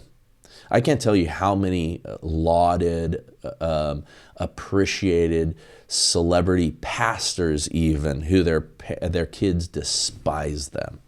And that tells you a lot. His kids love him, right? His kids think very highly of him, love their dad. That tells you something. The other thing is his employees genuinely do as well. Like they appreciate him. They think he's great. They think he's a good leader. They think he's strong. There was the GM of that hotel was his former driver, and he told a story that, hey, when I was Trump's driver, he told me on my first day that if I paid attention and I worked hard, I would not be the driver for long. Nice. And then he was a competent GM running that hotel. He was excellent. So it's interesting. He was liked for a reason. So May 30th, we all know what's the result of the court. Let's go just a little bit to the judicial system of the U.S. So on top of his Supreme Court? Yes. So yesterday that wasn't Supreme Court's decision, No. verdict. No. What's underneath the Supreme Court? Well, okay, so you have federal courts and you have state courts. Okay? So federal courts deal with matters of federal law, state courts matters of state law, right? And there's certain things that are relegated to the states, certain things that are relegated to, federal issues, right? Capital crimes, treason, there's all kinds of things that are federal crimes. Some of the things that they convicted him of, like this is what's unique about this thing. All right, remember we talked earlier, show me the man and I'll show you the crime. Okay, that's what we're dealing with here. Alvin Bragg, who's the local New York DA, said and campaigned upon the idea that I am going to go after Trump legally. I am going to convict him of something. That was When was that? When he ran for district attorney just a few years ago. So Alvin Bragg, the district attorney of that area of New York that's responsible for that. And who votes for district attorney? The voters. And so voters. New York is like 90% in that district that voted him in. It's like 90% Democrat, okay? Meaning the jury pool that they are pulling from is not a bunch of Republicans and Democrats. It's vast majority people who voted against Donald Trump. That's what the jury is made up of. Yes. So even if you're a lawyer trying to sift through that group and do jury selection, voir dire, right? You are going to have a hell of a time finding anybody sympathetic to Trump's cause because, again, the people that are going to be serving on that jury are out of that community that is mostly Trump haters. So right then and there, this was rigged. Okay, Alvin Bragg, I'm going to go after Trump for something. Okay, just anything was what they did. So they that's why they went after him for the documents case. Biden did the same thing, even less secured than being in Mar-a-Lago. It's in his open garage. It was in his garage. Yeah, next to secured. His bed. Yeah, Well, but Bryce, he gave them back when they asked. Well, he was vice president. He didn't even have a right to those things when he took them. So there's all kinds of things, and Trump had plenary authority to actually declassify documents. The power of the president is pretty immense when it comes to those sort of things, right? But the National Archives never went after Barack Obama, never went after Hillary, who took all kinds of documents. Remember, she had 30,000 emails server. She smashed phones. She did all kinds of more egregious criminal activities than Donald Trump did in this particular case or in the documents case. But they were doing everything they can to find something because all they want to do is what they were able to accomplish yesterday is convicted felon. Donald Trump. How can you vote for this guy? Mark my words, there's going to be a tremendous push to make it something that we can't do. They do not want him to be even on the ticket, and there'll be states that will try to refuse. They already tried. They did try, but they couldn't do it based on the basis that they wanted. So now they're going to try again. There's going to be a huge concerted effort to tell us that we can't actually vote him in because he's now a felon, and therefore he cannot be eligible for the president of the United States. So sorry, guys, we're going to just have to usher Biden in. That's why people have talked for a little while about not having an election.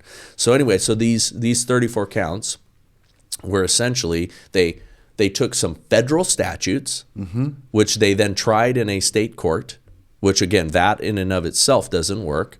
They created thin arguments about how these hush money payments to Stormy Daniels, which, by the way, hush payments happen every day in this world, okay? You fire somebody, you get rid of them, you move them on as an employee, they sign a severance agreement, an NDA, they're not going to sue you in exchange for this money, boom, all that stuff happens. That's a normal matter of business, whether he slept with her or not, and there's questions about she lied one way or another over and over again, right? Michael Cohen lied about all kinds of things. The people who testified against him lied about all kinds of things. The judge gagged him so that he couldn't talk publicly in his defense.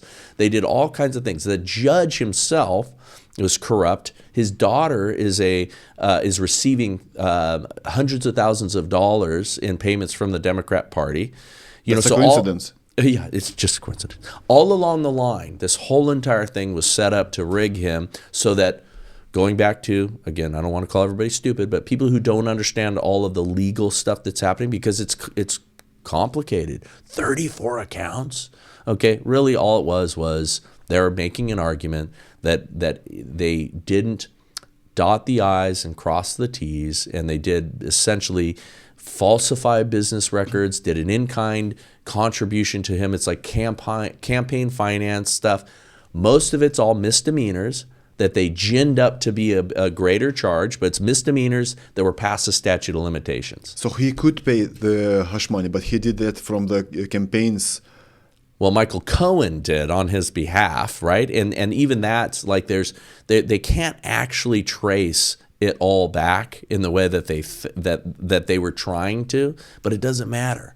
All they needed was a show trial. This is a Soviet-style show trial to eliminate a political opponent. That's it. They're concerned that they cannot beat him at the ballot box, even with all their cheating, all their rigging, all of their ballot chasing, everything. But they got to get him out. They have to do whatever it takes because now their necks are on the line. So what's next? He can go to appeal the case, right? I believe it's yes, but remember that the appellate court is all filled with all of these Trump haters. He's in a terrible place now. Then it can go up to the Supreme Court. You can keep challenging it. So eventually it'll go nowhere. It's going to take years and years, right? Yes. But remember, they did this for the now. They did this so that on July 11th is his sentencing hearing. Yes. Right? They're doing it all now in order to stymie him from being able to campaign, from being able to win. They want to take the wind out of his sails, but I think it's backfired. You know, he doesn't have to campaign. That's right. After that, that's it. This is the best campaign there are people I know that have called me that are like, can you believe this? That's it. I'm voting for him. People who were not wanting to vote for him before, Christians that were going to stay home because of his comments on abortion, you know, that gave them heartburn, you know, and by the way, I'm as pro-life as one can possibly get. But, you know, we need to vote for Trump, whether you agree with everything that he stands for or not. The alternative is so wicked, and persecution, prosecution, and war is coming. So July 11th is going to be the verdict. The verdict is going to be done by a judge. Right. He can possibly face jail time. Yes. Real jail time. Yes, and they can try to deny bail. There's all kinds of things that they do. The more they go down that path, right? The harder that they go down that path, I believe, the better for Trump. Because right now people are waking up. The black community all of a sudden is like, man, they're treating this guy unfairly, and he's winning the black community. He's winning the Latino community. Like, all the things that they're doing are backfiring. But here's what happens though: you lose on the character assassination, which they've been unable to beat him on that respect, right? Remember, we're talking fourth and fifth generation warfare. Attacked his character. They tried to assassinate and destroy all of his businesses. They tried to shut him down at every turn, destroy his wealth. Like, every little bit has been backfiring, right? The lawfare, we're trying to throw him in jail. If they can't do all of that, the only thing left is assassination. So if on July 11th he gets a real sentence, he goes to jail right away, or he has to wait? No, because there's bail. There's different things that are options. There's house arrest. There's a process. And there's ways for them to be aggressive in that process. But and that's what I'm saying. The harder they go, the more likely it is that we are in a kinetic war. Because if they go and they're marching him off to jail, you know, and by the way, they kind of want violence from the right. They're setting up for us. The things that they do, they want a reaction from us. They want dudes, like militia style dudes, to march down the street with weaponry and say, "You're not putting our president in jail," so that they can come and round up guys like me and guys like you, And they want to create this idea that the domestic terrorists, it's too dangerous. The MAGA folks, that we got to put them away.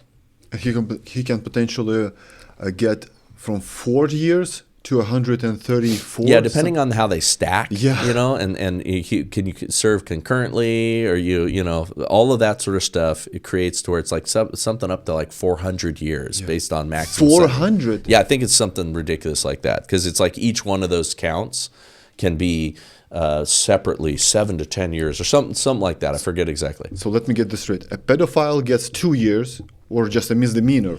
Or nothing, based on the Epstein list. None of those people on that list have been gone after.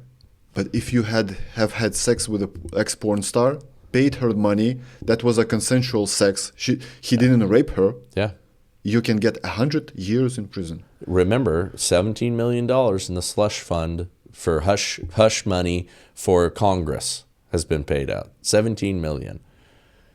Those are the same. Thomas Massey talked about it this morning, but for the same thing, to silence scandals that could affect Congress, they've paid out $17 million in settlements for NDAs and hush money. Tax dollars. Yeah. Your money. It is our money, yes. So $17 million. So Donald Trump, using his own money, $130,000 he got a deal for some sleazy porn actress to have her shut up and sign an NDA. Yeah.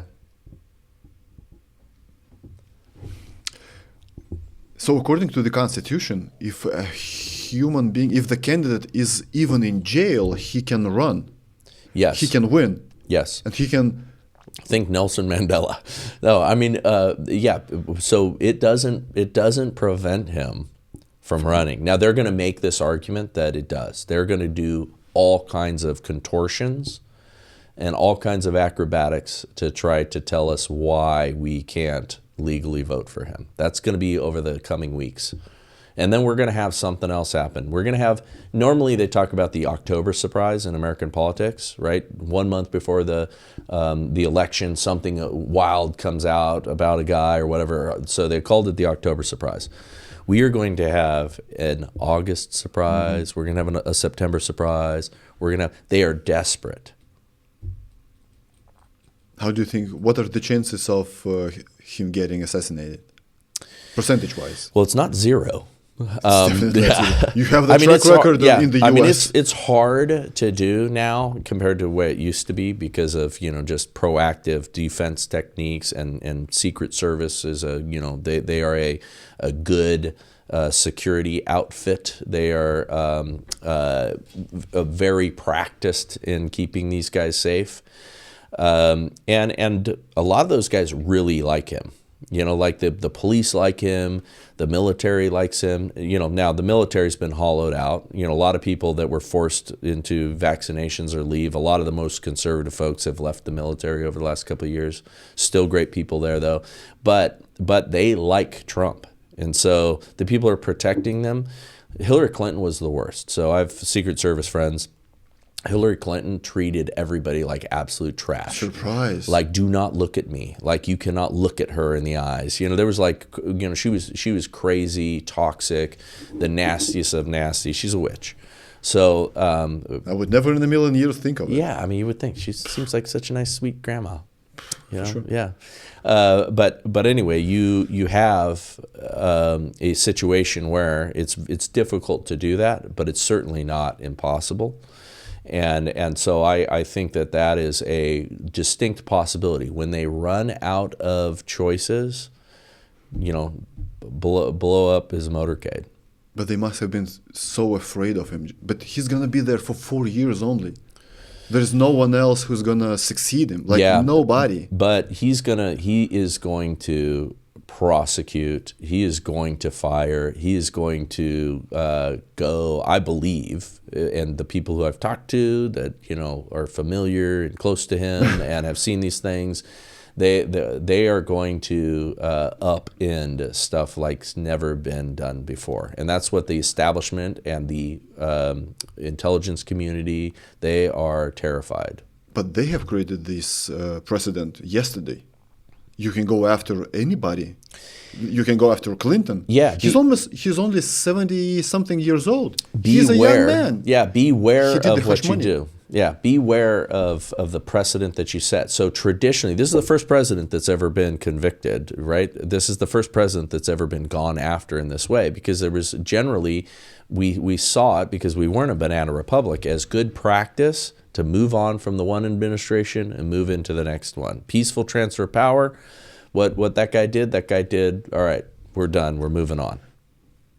But can you say that he did almost nothing in his first term? What did he do so bad that was so bad to the left? He revealed the game. But nothing has changed. He What has didn't play changed? according to the rules. Yeah, he woke up the middle class and the muscular class. He woke up the people. He told the people that they did have power again. Democrats woke up the people by prosecuting him. Oh, I think they played into the hands, right? They played into the hands. They gave him all the free advertisement in the world. They did all of those sort of things to create the conditions that we're in too. Like they had so many unforced errors in this entire thing, you know, that like if they hadn't have gone after him like they went after him, it would have been a totally different world. Why do you think there's Joe Biden still running?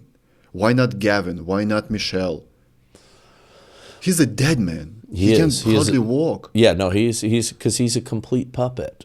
And as long as they can keep that puppet going. So I've been wrong on this one. I thought that they would replace him. And Maybe they will. Well, they still can, right? There's ways that they can do Till that. August, right? Yeah. And so I was predicting that they would do a switcheroo at the last minute, where they would say, he'd come out, hey, I've got an issue, you know, medical, whatever. Oh, I need to go and spend time with my grandkids, you know, and it's time that I pass on the baton. And then they put in place. There's no way he gets that sentence right. Yeah, not no way. Yeah, I mean, they'll pump him up with enough Adderall and, you know, a bunch of different things. Those are amazing. You know? Yeah, they'll get him up, and then, you know, he'll be able to be coherent for 30 minutes. Yeah, but I mean, and you can see when that happens towards the end of his speeches, you know, it's like State of the Union. Yeah. Woo. Yeah, no, it's right towards the end, man. He starts to fall apart. You know, he wobbles pretty quickly. He's like a spinning top that at the end it starts to wobble, and everybody's like, okay, and you know that those guys are biting nails behind the scenes. Oh, you're almost there. You're almost there. Did you see the movie Ong Bak? No. So there was a movie from Thailand, I want to say 20 years ago. So there was a guy, he's a martial artist. Yes, and yes, he was fighting yes. as he was low on energy. He takes the injections, he gets to his legs and he's like, oh, I'm good. So that's what you got to do with Biden. Just But it only lasts so long, right? And then the reason that he disappears for days afterwards is because the crash, you know, with all that they had to pump him up with, you know, he crashes He's so still hard. a human being. Yeah. So anyway, so he's a puppet, right? But, you know, at the end of the day, they could come up with some dramatic story as to why, you know, it's his time to go be with the grandkids. And Kamala Harris, oh, no, I've done my duty. They got to bribe her like crazy. Here's $10 million in a book deal, and we'll put you in another place in the administration. Just don't fight us. It's not my time. You know, I'm done. I've done my duty for the American people. Some other word salad will come out of her head. And then they'll trot out a Gavin Newsom, or they'll recruit a Michelle Obama. I mean, you know, she would be the dangerous one. Gavin Newsom is a mixed bag because he's done so poorly here in California, and people are having a hard time just buying the line that it's the fifth largest economy in the world. You know, I mean, our deficits, you know, he made, I mean, he's out there blaming our deficits on rain, bombs, and atmospheric storm, or atmospheric, what do you call it? Rivers. That was it. $20 billion vanished. I don't know where the money is. Well, we paid for some things in advance. We did this, and we had him. We thought that we're positive, and we did this, and then there was these rain bombs and unexpected atmospheric rivers, and, you know, climate change came in and affected us, and, you know, here I am with my slick hair, and, you know, he's got that craggly voice from, you know, giving too many blowjobs or something. I don't know. But he is a Satanist level character. Like, I for mean, real. that dude And you can see is that. that dude is. He lies so unashamedly. Like, he's one of those guys, looks you in the eye and just tells the This is world's red. biggest lie. And everybody just goes, yeah, okay. I mean, you know, he's actually truly gifted politician in the sense, like somebody comes up to him and says in one of these clips, well, you know, what about the drag queen story hours in my school? They just want to exist. How dare you? These people just want to exist, and here you are coming at me with that nonsense. I mean, he does great in terms of that, like, bash you, punch back at you. How dare you bring that to me, you despicable human being? Those drag queens just want to read. How dare you? Those kids need to learn, and you're going to tell me that you're not going to allow it? You know, and he just totally deflects. Boom, takes you super aggressive. It's good. But at the same time, you're not allowed to have Jesus Bible in schools. Yeah, It's I mean, there was somebody inappropriate. the other day and they said it beautifully. Why don't we just have disabled people read to kids? Because you're going to come up to and face more disabled people on this planet, and that would be healthier than you are, you know, clowns, you know, dressed in women's clothing. Let's touch on Christian nationalism. Oh, yeah. So this is a funny one because it's bubbling up right now. It's trending really heavily. Okay. And the reason it's trending really heavily is a couple of different things. So there is a movement right now to gin up that term for the purposes of the left. They want to create a narrative like they did with the domestic extremists. That these are the new terrorists. The Christians are the terrorists. These people that believe in theocracy. These people that want to take away your rights. These evil Christians are going to be visiting us with violence soon, and we have to monitor them, and we have to watch them, and we have to look out for them because they are the most dangerous new force on the planet. Okay, so they're trying to create that. And they're setting a trap. Dr. James Lindsay, who is a good friend of mine, guy that I absolutely love, studies all this stuff very intensely. And I think he's right when he says that it's a psyop. They want us to voluntarily adopt that term. Then there are Christians who I absolutely admire. I was just up and I had a Passover or Sabbath dinner, with Pastor Douglas Wilson, who's Moscow, Idaho, a church by the name of Christ Church, which is very controversial because they are distinctly, solidly standing, masculine church that a number of them got arrested for singing during the pandemic outside, and you were not allowed to do worship Criminals. music. You weren't allowed to sing in church, and he's been very unashamedly conservative, Christian, strong. The guy's amazing. So anyway, they wrote a book on Christian nationalism. He did a talk on Tucker Carlson a few weeks back where he kind of went over this, and so he articulates it, and he says, yeah, okay, hey, we're Christian nationalists. So and there's certain people in the Christian community that are adopting it and saying, yeah, we're Christian nationalists, right? And they're doing it because even though guys like Doug Wilson knows that it is a trap that the government's trying to set before us to get us to adopt that term, to get us to do violence, to get us to react to the tyranny. And then they go, see, these guys are dangerous. Let's plant some FBI agents in their church and arrest them. Okay. So there's those two sides. It is a trap. Be careful. Yes, it's a trap. We know it's a trap, but we're going to adopt it anyway, and we're going to neuter their ability because we're going to recognize that we know it's a trap. Mm-hmm. And so, Douglas Wilson comes out and says the truth, which is some ideology is going to reign supreme. We are a Christian nation, right? We're Christian. What's the difference between what's the opposite of nationalism? Globalism, right? Should we have, nations? Yes, we talked about that already. There's power in nations. I believe in nations. I'm a nationalist. I think America first. That's a nationalist idea, right? Take care of ourselves. Put our mask on in the plane before we put it on our children, right? Take care of us. Make sure that we're strong. Make sure that we're safe and secure. Then go about helping the rest of the world, okay? If we fail, everybody fails, right? So that's a nationalist point of view.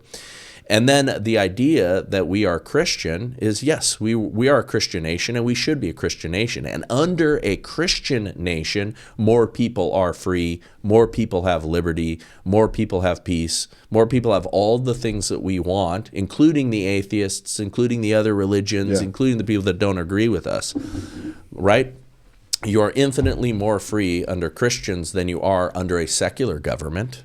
Right? I mean, in the last 100 years, more people were killed in the name of secular governments combined than had ever been killed in all of the centuries previously. Almost 100 million. Yeah. Russians, communist China, Burma, Myanmar. Yeah. But so what they want to scare people with is that guys like me, who is a Christian, who does believe that Christians should largely be in charge of this country, meaning a moral people who believe in God and generally the ones who believe in Jesus Christ, right, should be in charge. They believe that what we envision is a theocracy. Okay, which is a rule by our religion, which is the idea of that's Sharia law, right? Sharia law is you only have three choices under Islam: convert, pay the tax, right? Pay us, or die. You know, you get to become one of us, convert, conform to everything that we're saying, right? No freedom whatsoever, right? You're going to wear what we want you to wear. You're going to do what we want you to do. You're going to pay us a bribe, exorbitant fees to exist with us, right? And as long as you're doing that, we'll let you exist. Or you are going to die. We are going to kill you by the sword. So it's that idea. They imagine that exists within Christianity as a concept. It never has. Yes. Okay. There is Christianity is a bottom-up approach, right? We want to win the hearts and minds of the people. We're going to create a safe and prosperous nation under God's principles of wisdom, good business, all those sort of things, behaving the way we should, behaving the way we should behave, right? A solid, healthy patriarchy, by the way, which, the feminists hate that idea. But we're going to have that, right? Not a theocracy, not a Handmaid's Tale, kind of idea, which is what they want you to believe and be fearful of. We're going to force you to conform. Okay. But the Handmaid's Tale is a psyop as well. Yeah, of course. It's all meant to freak us out. Yeah. It's all meant to create this fear so that they can get what they want, because you cannot have a neutral government free from some kind of religious ideology. In this case, it's a secular humanist ideology that's actually reigning supreme here in our country right now, and that's why we're seeing the disintegration. That's why we're having the drag queen story hours and the pedophilia and all those sort of things going crazy. All of that is what's happening now. But so I believe it's a trap. I believe it's a psyop, but I also believe that is the healthiest future for us. But it needs to come organically. We need to have a revival. If we want to have a safe and secure country again, if we want to return to our roots, return to a healthy republic, we need people to come to Christ. And it's happening right now. I do think we are in the midst of a really interesting revival. You're seeing the young men trend more towards Christianity and conservatism. You're seeing people come out of the woodwork and being willing to say what they believe again, and coming back to more traditional roots.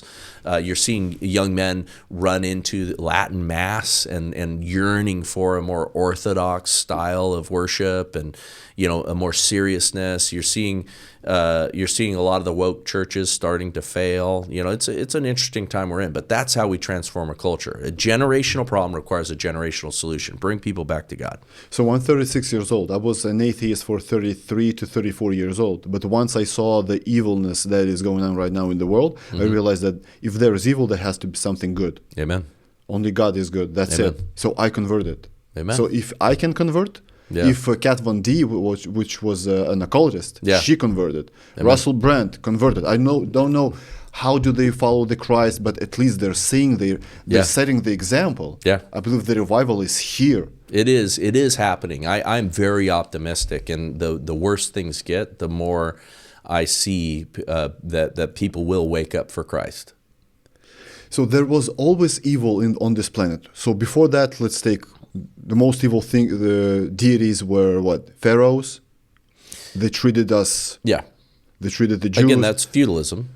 The same thing. Yes. It's feudalism. Yes. Then I want to say, let's go. The Vatican, the Pope.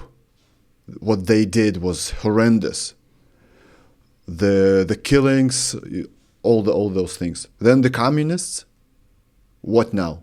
The deep state is the ultimate evil. The globalists. That's almost the same thing. Yeah, I think They work hand in hand. yeah. So I think the globalists, like I think we are at the most craziest, turning event, right? Witnessing the globalists trying to take over. This is the most danger we've ever had because, again, it's that Tower of Babel kind of a thing, right?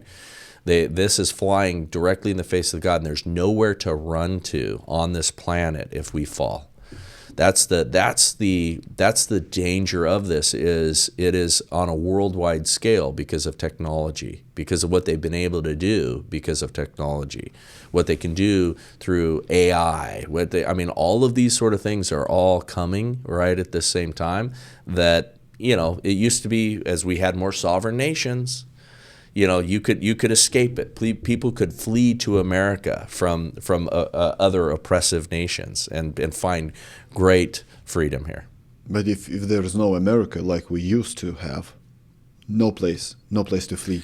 There is no place to go. And I believe that what the UAE does, Dubai, Abu Dhabi, what Saudis do right now, I believe that's a trap as well. Mm-hmm.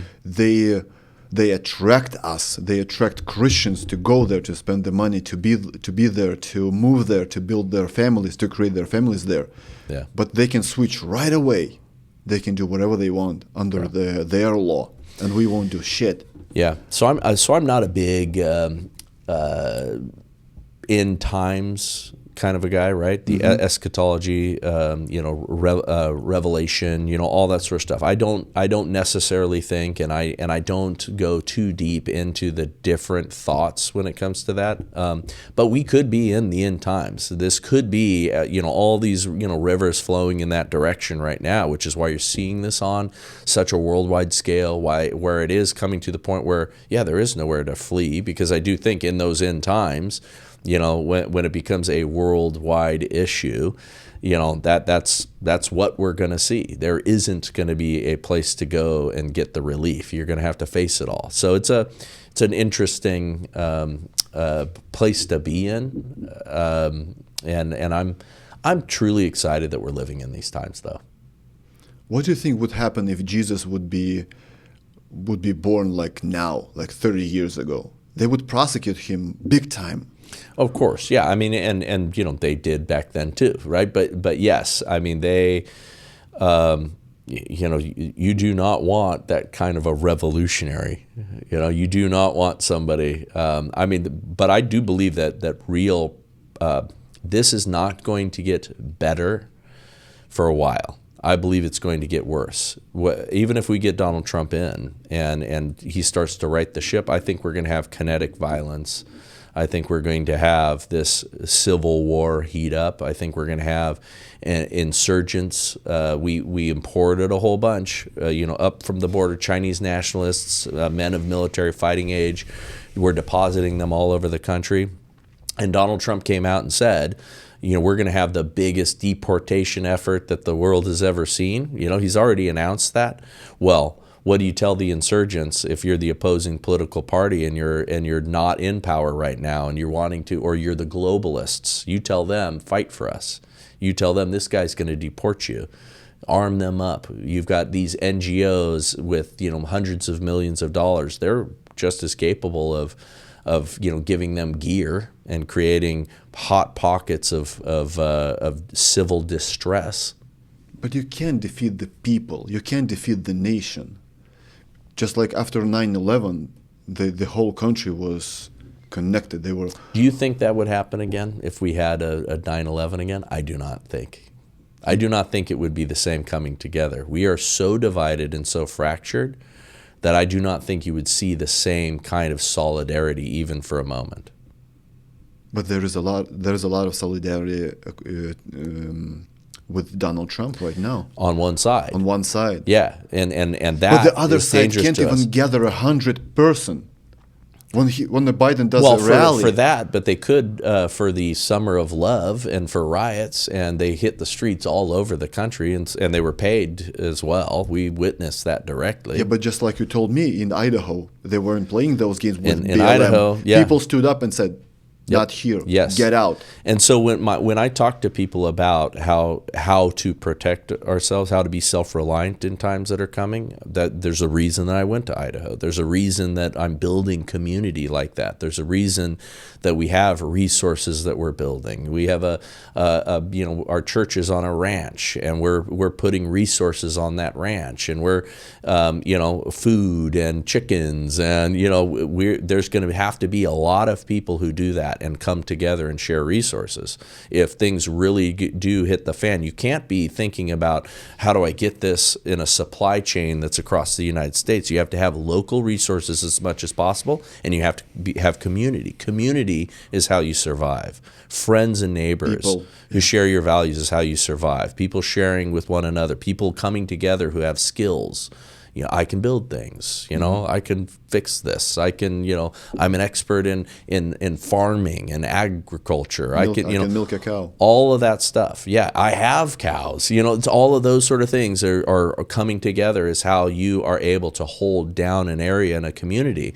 You look at like Clive and Bundy, when the FBI came and there was a issue with was a land dispute. They stood down the FBI. The FBI backed off because they were a united community, and the FBI was going to get shot up, and it became too dangerous, and then it kind of quietly, went away.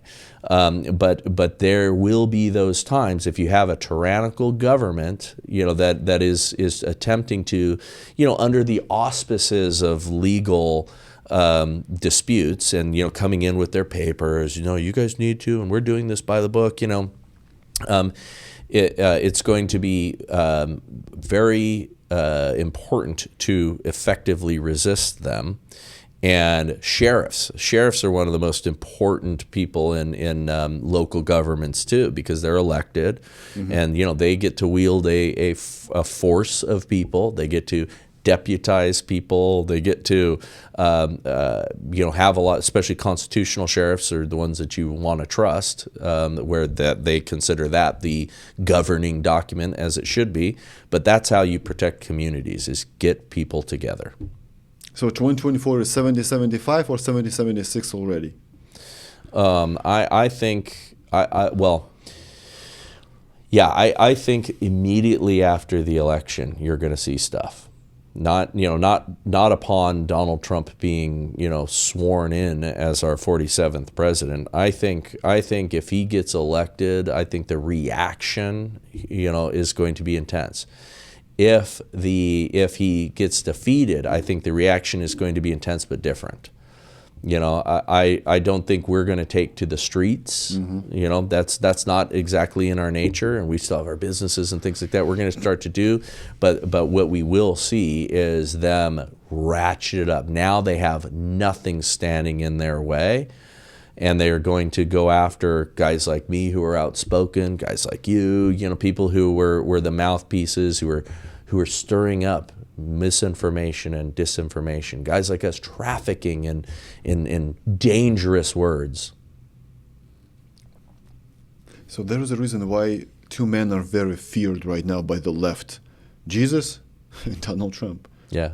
If Jesus is a fictional character, just like they say, why are you so afraid of it? Why do you mock him? Yeah, no other religious figure is attacked the way Jesus is attacked. There's a reason for that. Yeah. And there is a reason why they attack and they want to annihilate Donald Trump and even all his supporters. Yeah, and hey, there's a reason they're going after an Elon Musk so hard. Elon Musk, they're attacking every single one of his businesses, every little bit. Yeah, they're going after. Did he get the citizenship right? Let's check. That was 2022 when he bought the Twitter. Yeah, no, and that it's complicated for them because he holds a lot of power over the government too, because that's how wealthy he is and how integrated some of his systems are, and how much he was a darling of theirs for a while, and he does have this tremendous bullhorn with X and all of the actual freedom that can exist there, so he's very dangerous. Now again, he's not our Messiah either. I don't trust him and everything. I don't trust anybody, and I don't think we should. But I love the fact that he at least seems to be a free speech absolutist. And although there's problems with Twitter, and it still does suppress things, and the algorithms, there's people there that are still invested in quieting us down, even if because he all the time will correct things after the fact that they notice that, oh yeah, that's not right, done, and he'll step in. But he's not running every single bit of that business. So Bryce, the last question on my podcast is always the same. Let's have two assumptions with you. Assumption number one is the President of the United States is the most powerful human being on planet Earth. Assumption number two is you become one. Once you become the President of the US, you have a Secret Service at your disposal. They come to you and say, hello, Mr. President, we love you, we respect you, congratulations, we're on your side. As a Secret Service, we know all the answers in the world. You can ask us whatever question you want. You ask us, we give you an honest answer. What would be your first question? Ooh. Well, gosh, I don't really care that much about aliens. I think they're demons anyway, so I don't know that I'd really want to. I do think that there are secrets, and I'd have to, that's a good question, because I do think that there are secrets that are withheld from us that are that they consider too earth-shattering to reveal. Donald Trump, when he said that he was going to release the JFK, all of those documents were going to be unsealed, he didn't. And he basically said something, well, if you saw what I saw, you would not release it either. What do you think he saw? I think that what was revealed to us just kind of recently unfolded and admitted to is how deeply our government was involved in that assassination, right? And I think that opening that Pandora's box, even though most of those people are dead, most of those people that were involved, I mean, they're all dead. Forget not just most of them; they're all dead. The actors of that time are all dead. But the institution. But I think it absolutely destroys all the faith in all of our institutions, because there were people in JFK's administration. There were people like at every form. I think it would show how cancerous our government had become, and I think it would just shatter the minds of most Americans that like, wow, I never thought it would be that bad. Because I get calls from people every single day. Wow, Bryce, do you believe that? Yeah, bro, I've been telling you for the last 10 years that this is the way this was going. Oh, yeah, I guess you have. But they want to believe that, I had a friend who works for me for years, and he's a genuine buddy. He comes from Canada, and he was telling me one time, I just can't believe that doctors would not just act in our best interest. And this was during the pandemic stuff. Why would they lie? Why would these certain people that we know are lying, that I'm telling you are lying, that just does not make sense to me. And then, over time, he was disabused of that notion, and he started to realize that, oh yeah, I guess people do lie. I guess they do have, most people don't want to face evil as it exists, It's hard. To me, though, it is faith affirming, bro.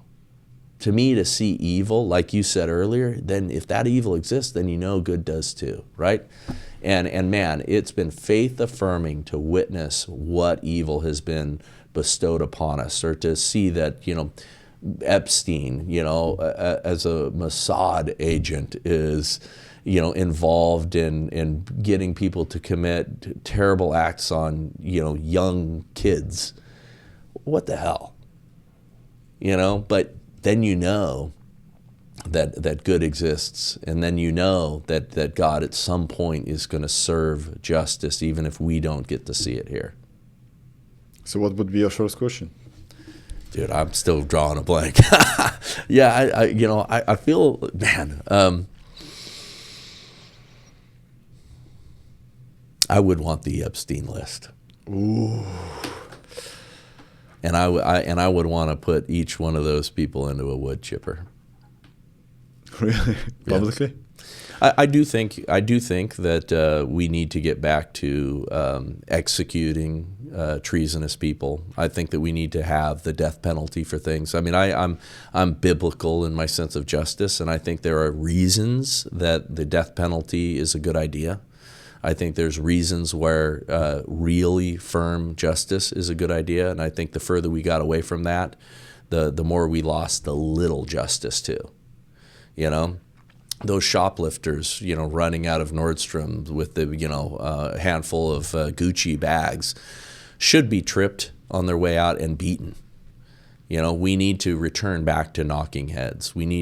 People need to see that, and it needs to be judicious, right? It needs to be responsible, but we need to get back to actually meting out effective punishment for crimes, and we've almost entirely abandoned that.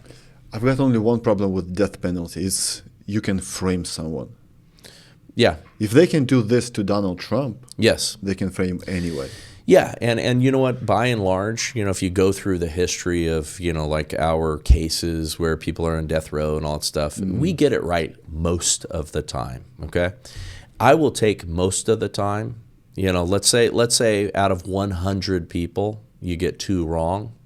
I would take those odds because if you are, and this is where you have to have a Christian worldview, okay, you have your chance and opportunity to make your peace with God in even those situations where you have been unfairly persecuted, unfairly prosecuted, right?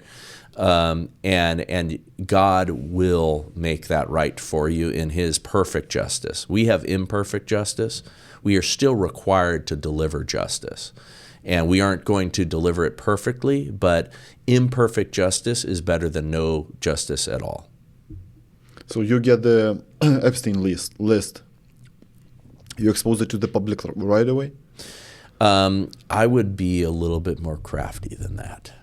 I would want the public to know, but you are going to be looking at people who are global oligarchs, people with immense amount of power, celebrities that have tremendous influence. And I think we need to be strategic and measured in how we mete out justice to those folks. I think that for every one of those folks, there's also probably 10, 20 people behind them that were enablers in that. So I think you do a deep investigation in it. I think you expose the web of enablers and human traffickers, the John Podestas of the world, the people who were creating the cult pedophile rings and shipping these kids all over the world, and all of the dark occult rituals and things like that are involved. But the Epstein list is a start. You see, I believe in God. I believe that justice will come to each and every one of us, right? But I'm also a human being. I want to see justice by my own eyes. I want to see that client list. I want to see those pedophiles get I'm not saying I'm going to keep it a secret forever. I'm gonna say that we're going to investigate and we're going to go deep, and then I would want it to be revealed to all the people who the bad guys are. I want to see some transparency in our government along those things. There are so many things that we have millions upon millions, probably trillions of top secret documents in this country, and we should not.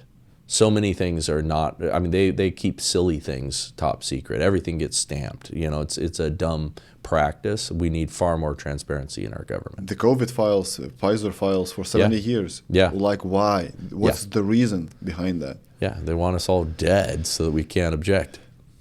Who's going to work? Where are the batteries? Yeah. We're going to work for them. Yeah. So, Bryce, those almost 4 hours were like Alice in Wonderland. Thank you for what you do. That went by fast, man. That was more than a Joe Rogan podcast. Look at that. Appreciate it. Thank you, brother. That was great. Thank you for what you do. God bless you. God bless all your family. And I hope you're going to get peace and satisfaction living in Idaho. And I hope that you will come more and more often in California, and you're going to see the difference in 2 to 4 maybe years. Well, I'm hoping to recruit you and your family to Idaho, so you can be part of our community, brother. I love you. This has been fun spending time with you, and I know we've got friends in common that just absolutely adore you too. So it'd be great to have you come and visit at least, man. We've got here Yosemite, but back there you have Yellowstone, and we have the Payette. Well, Yellowstone is kind of on the border. Yellowstone is the more the Wyoming side, but we've got McCall, we've got the Payette rivers, we've got all kinds of Sun Valley, we've got all kinds of beauty. So what's the best time to visit Idaho? Like right now. Right now? Yeah. Summer, July 4th, man. You want to see America? Come to Idaho for July 4th. Really? It is amazing, man. You when you see the Chinese level fireworks blasting off in random neighborhoods, and people just out with their trucks and shorts and just having fun and freedom, dude, it is like brings a tear to your eye. It's nothing like this here in California. No Not way. even close. No way, man. No way. You've what? never seen. You drive through neighborhoods, and they will have, especially on July 4th, you will have every single house have a American flag and a Trump flag and a blue line flag. I mean, everything else, all patriotism. And it's only a couple streets in Boise where you see all the rainbow flags and all the trans nonsense. You know what? I believe we're going to do it. You should. July 4th. You should. God bless America. Yeah. Amen. Amen.